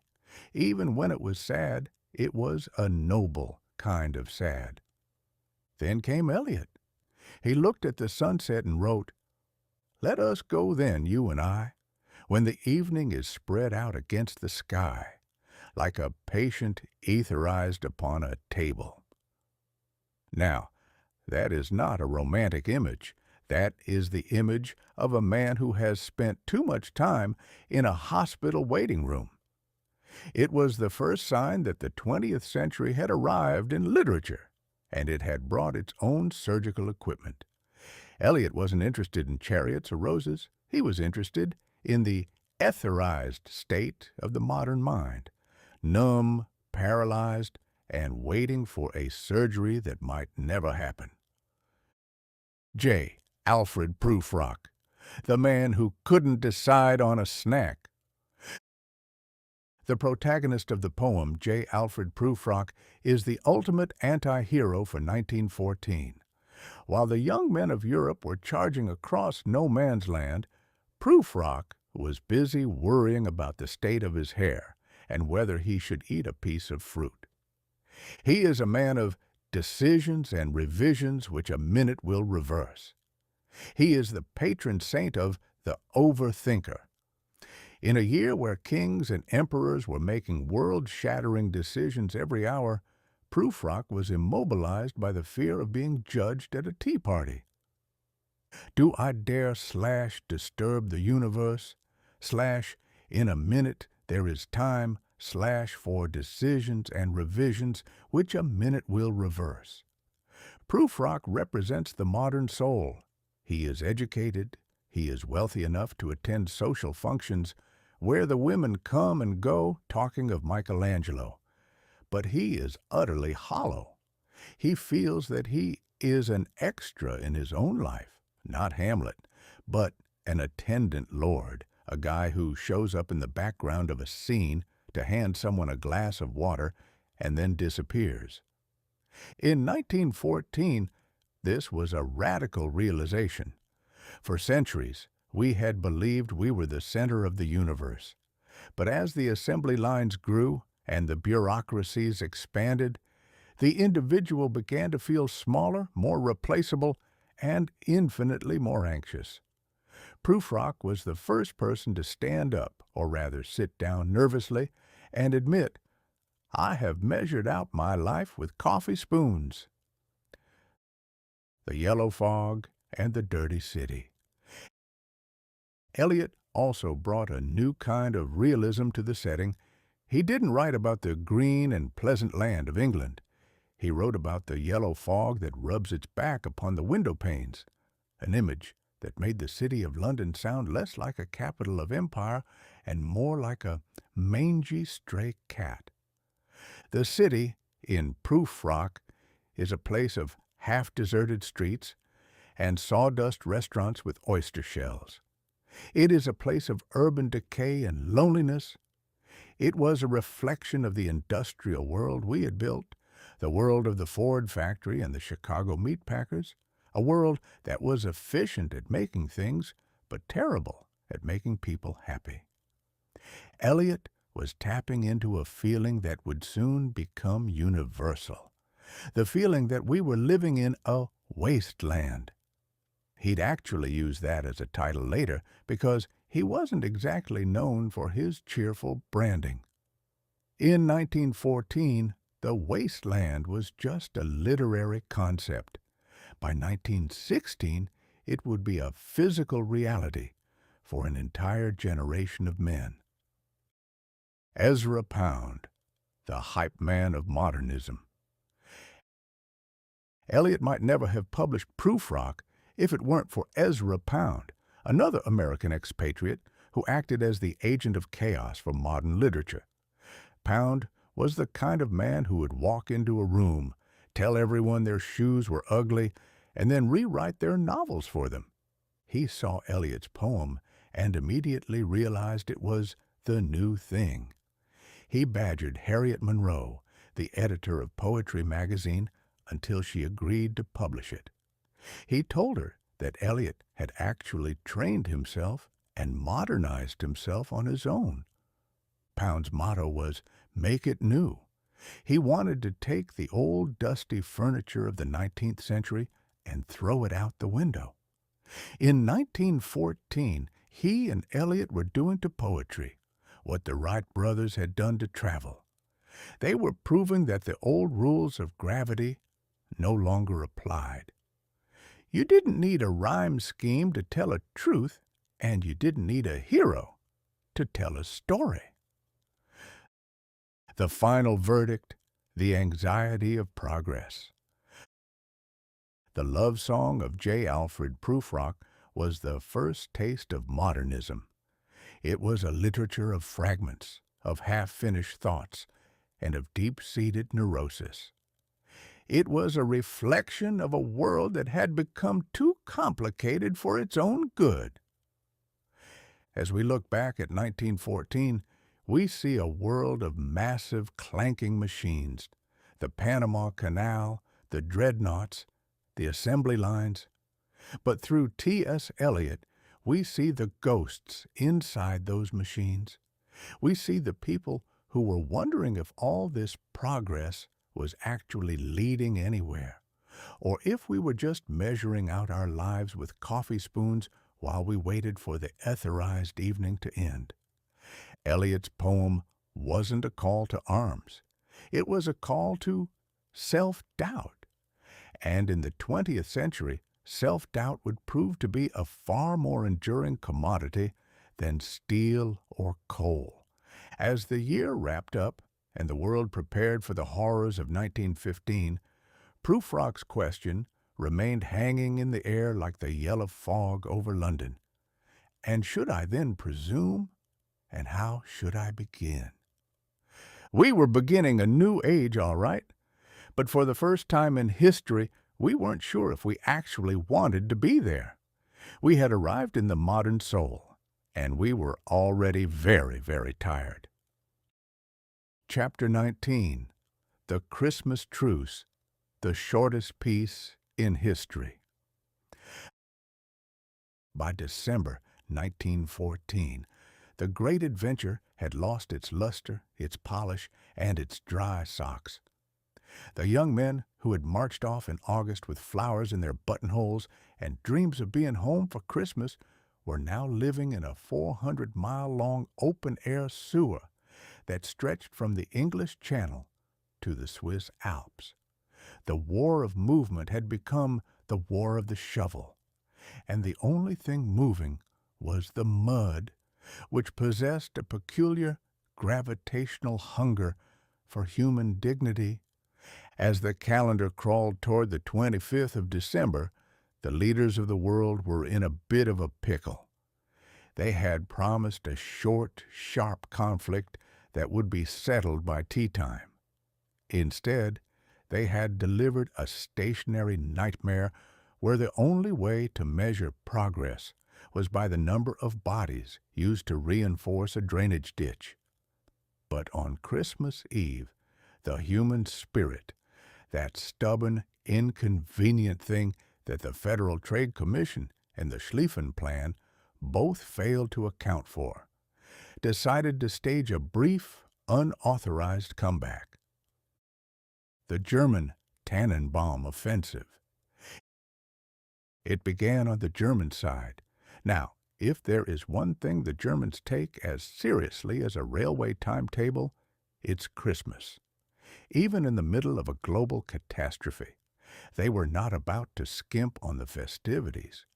Small fir trees, Tannenbaums, began to appear along the German parapets, decorated with candles and paper ornaments. To the British soldiers looking across no man's land, it must have looked like the world's most festive and suicidal garden display. Then the singing started. Imagine you are a British private shivering in a hole that smells like a damp basement and old bacon. Suddenly, across the frozen 100 yards of pulverized turnip field that separates you from the Huns, you hear a choir. They are singing Stille Nacht. You don't need a translation to know the tune. You respond with the first Noel. It was the first time in history that a world-class conflict was interrupted by a duet. It was a battle of the baritones, and for a few hours the only things being launched across the wire were high notes and holiday cheer. The great no-shoot agreement. By Christmas morning, the unofficial live and let live policy had reached a breaking point. Someone, history doesn't record who, probably a man who was tired of his own cooking, shouted across the void, "You no shoot, we no shoot." Slowly, tentatively, heads began to pop up over the dirt like nervous prairie dogs. Men who had spent the last 4 months trying to ventilate each other's skulls were now climbing out of their holes, unarmed and unprotected. They met in the middle, in that no man's land that had for one day become every man's land. It was the world's most awkward social mixer. You had thousands of men who didn't speak the same language, standing in a frozen field, trying to remember how to be civilians. They did what humans always do when they don't know what else to say. They started trading. The boutique of the trenches, trading souvenirs for sausage. The Christmas truce became the ultimate pop-up market. The British had plum puddings and bully beef. The Germans had sausages and beer. The British had Navy-cut tobacco. The Germans had high-quality cigars. Buttons. Men were cutting the brass buttons off their uniforms to trade for German belt buckles. Barber shops. There are documented accounts of German barbers giving British soldiers haircuts in the middle of the battlefield. It is the only time in history a man has trusted a mortal enemy with a straight razor to his throat, simply because he was tired of looking like a shaggy sheepdog. Photos. They showed each other pictures of their wives, their children, and their dogs, proving that the monster in the other trench was actually just a guy named Hans who missed his schnauzer. It was a total breakdown of the military-industrial complex, facilitated by a shared hatred of the cold and a mutual love of chocolate. For a few hours, the scrap of paper treaties were replaced by the scrap of chocolate agreements. The mythical soccer match. You cannot talk about the Christmas truce without mentioning the soccer match. According to the legend, a ball appeared out of nowhere, and the two greatest armies in the world engaged in a spirited game of football in the mud. The historical reality is a bit more scattered. There probably wasn't one giant organized match with a referee and a scoreboard, mostly because the terrain was a minefield of shell craters and frozen slush. But there were dozens of kickabouts. Men used empty ration tins or sandbags stuffed with straw. The score, according to some German diaries, was 3-2 in favor of Germany. This proves that even in 1914, the Germans were better at organized sports, and that the British were already preparing their excuses for the next century of World Cup disappointments. The No Fun Allowed Brigade, the view from the chateau. While the soldiers were busy being human, the generals, who were currently 10 miles behind the lines, sitting in heated chateaus and drinking expensive claret, were absolutely livid. To a general, a truce is a disaster. If the soldiers realize that the man in the other trench is a decent fellow who likes soccer and plum pudding, they might stop wanting to kill him.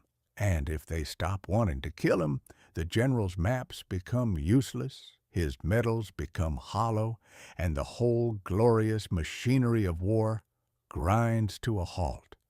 Sir Horace Smith Dorrien, a British commander with a name that practically smells like starch and disappointment, issued a stern warning: such a state of affairs cannot be allowed to continue. It strikes at the very heart of discipline. The high commands on both sides issued orders that any soldier caught fraternizing with the enemy would be court-martialed and shot. They realized that peace is a contagious disease, and they needed to quarantine it immediately. They ordered artillery barrages to be fired on Christmas evening just to remind everyone that the gentleman's war was over and the industrial liquidation was back in session. The final verdict, the last gasp of the 19th century. The Christmas truce of 1914 was the last time a polite war was possible. It was the final, flickering candle of the 19th century soul, before it was snuffed out by the 20th century machine. In 1915, there would be no truces. By then, we would have mustard gas, we would have tanks, we would have flamethrowers. It's much harder to play soccer with a man after you've spent the morning trying to melt his lungs with chlorine. The war would become scientific, professional, and total. But for that one day in 1914, the world stood still. It proved that the enemy is often a construction of the guys in the chateaus, and that the men in the dirt have more in common with each other than they do with their own leaders. It was a beautiful, doomed moment where the $5 day and the Federal Trade Commission and the Schlieffen Plan were all ignored in favor of a carol and a handshake. As the sun set on Christmas Day, the men slowly retreated to their respective holes. They took their souvenirs, their haircuts, and their memories of a 3-2 soccer defeat back into the mud. The lights on the Tannenbaums flickered out. The snipers returned to their periscopes. The 20th century was back on schedule, and as we move into the final chapter of our year, we see that the truce didn't end the war. It just made the remaining 3 years and 11 months feel that much more unnecessary.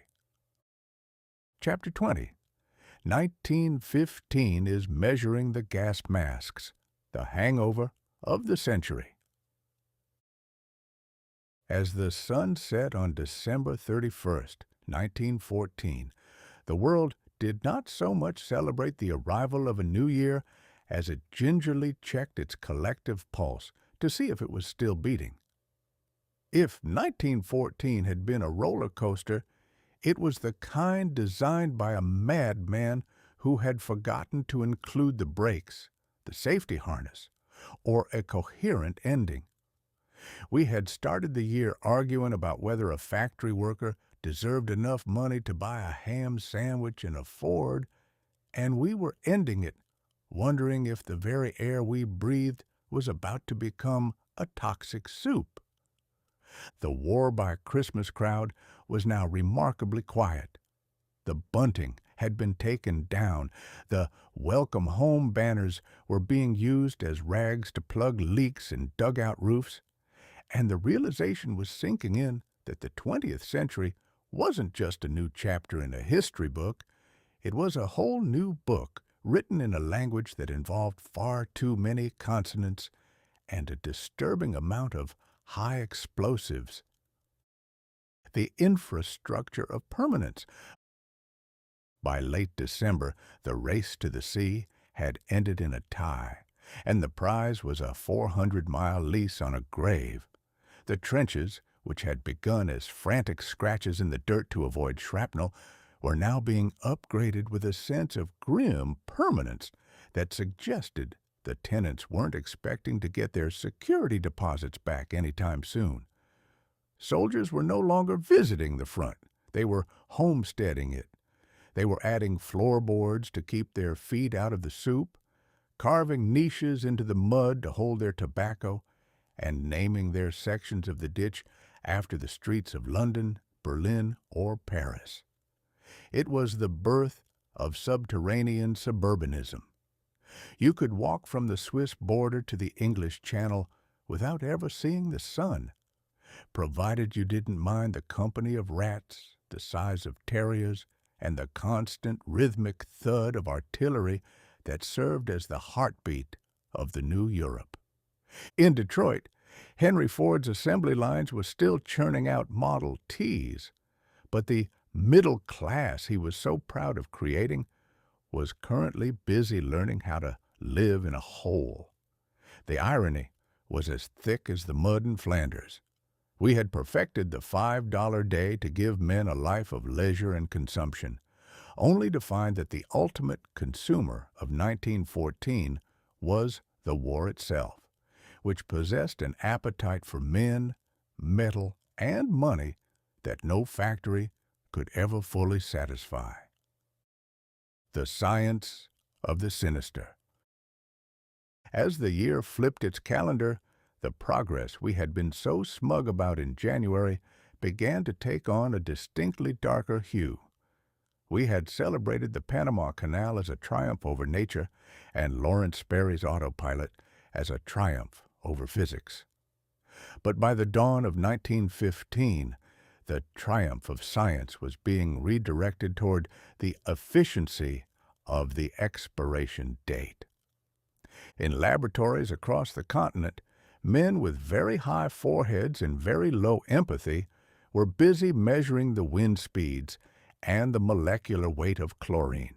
They realized that if you couldn't shoot a man because he was hiding in a hole, you could simply send the air in after him. It was a logical industrial solution to a tactical problem. The gas mask was becoming the fashion accessory of the new era. In late 1914, it was a crude affair, often just a chemically soaked rag or a pad of cotton tied over the face with a string. It was the first time in history that a soldier's most vital piece of equipment wasn't a sword or a shield, but a filter. We were becoming a species that had to carry its own atmosphere in a canvas bag just to survive the civilized world we had built. We had spent the year connecting the oceans and the skies, only to realize that the most important connection was the one between a man's lungs and the oxygen he was no longer allowed to take for granted. The love song of J. Alfred Prufrock was right. The evening was indeed spread out against the sky like a patient etherized upon a table, but the anesthesia was now being delivered by the gallon from a pressurized cylinder. The Great Blockade, the Hunger Game. While the men in the trenches were measuring their gas masks, the British Navy was measuring the calories of the German Empire. The U-boat and the Invisible Hunter had taught the British that the ocean was a dangerous place, so they responded with the Hunger Blockade. They didn't need to win a glorious battle at sea. They just needed to park their massive iron cathedrals in the right spots and stop the grocery delivery.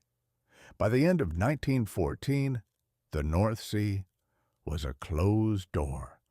The open door policy we had discussed in the halls of Washington was now a locked gate.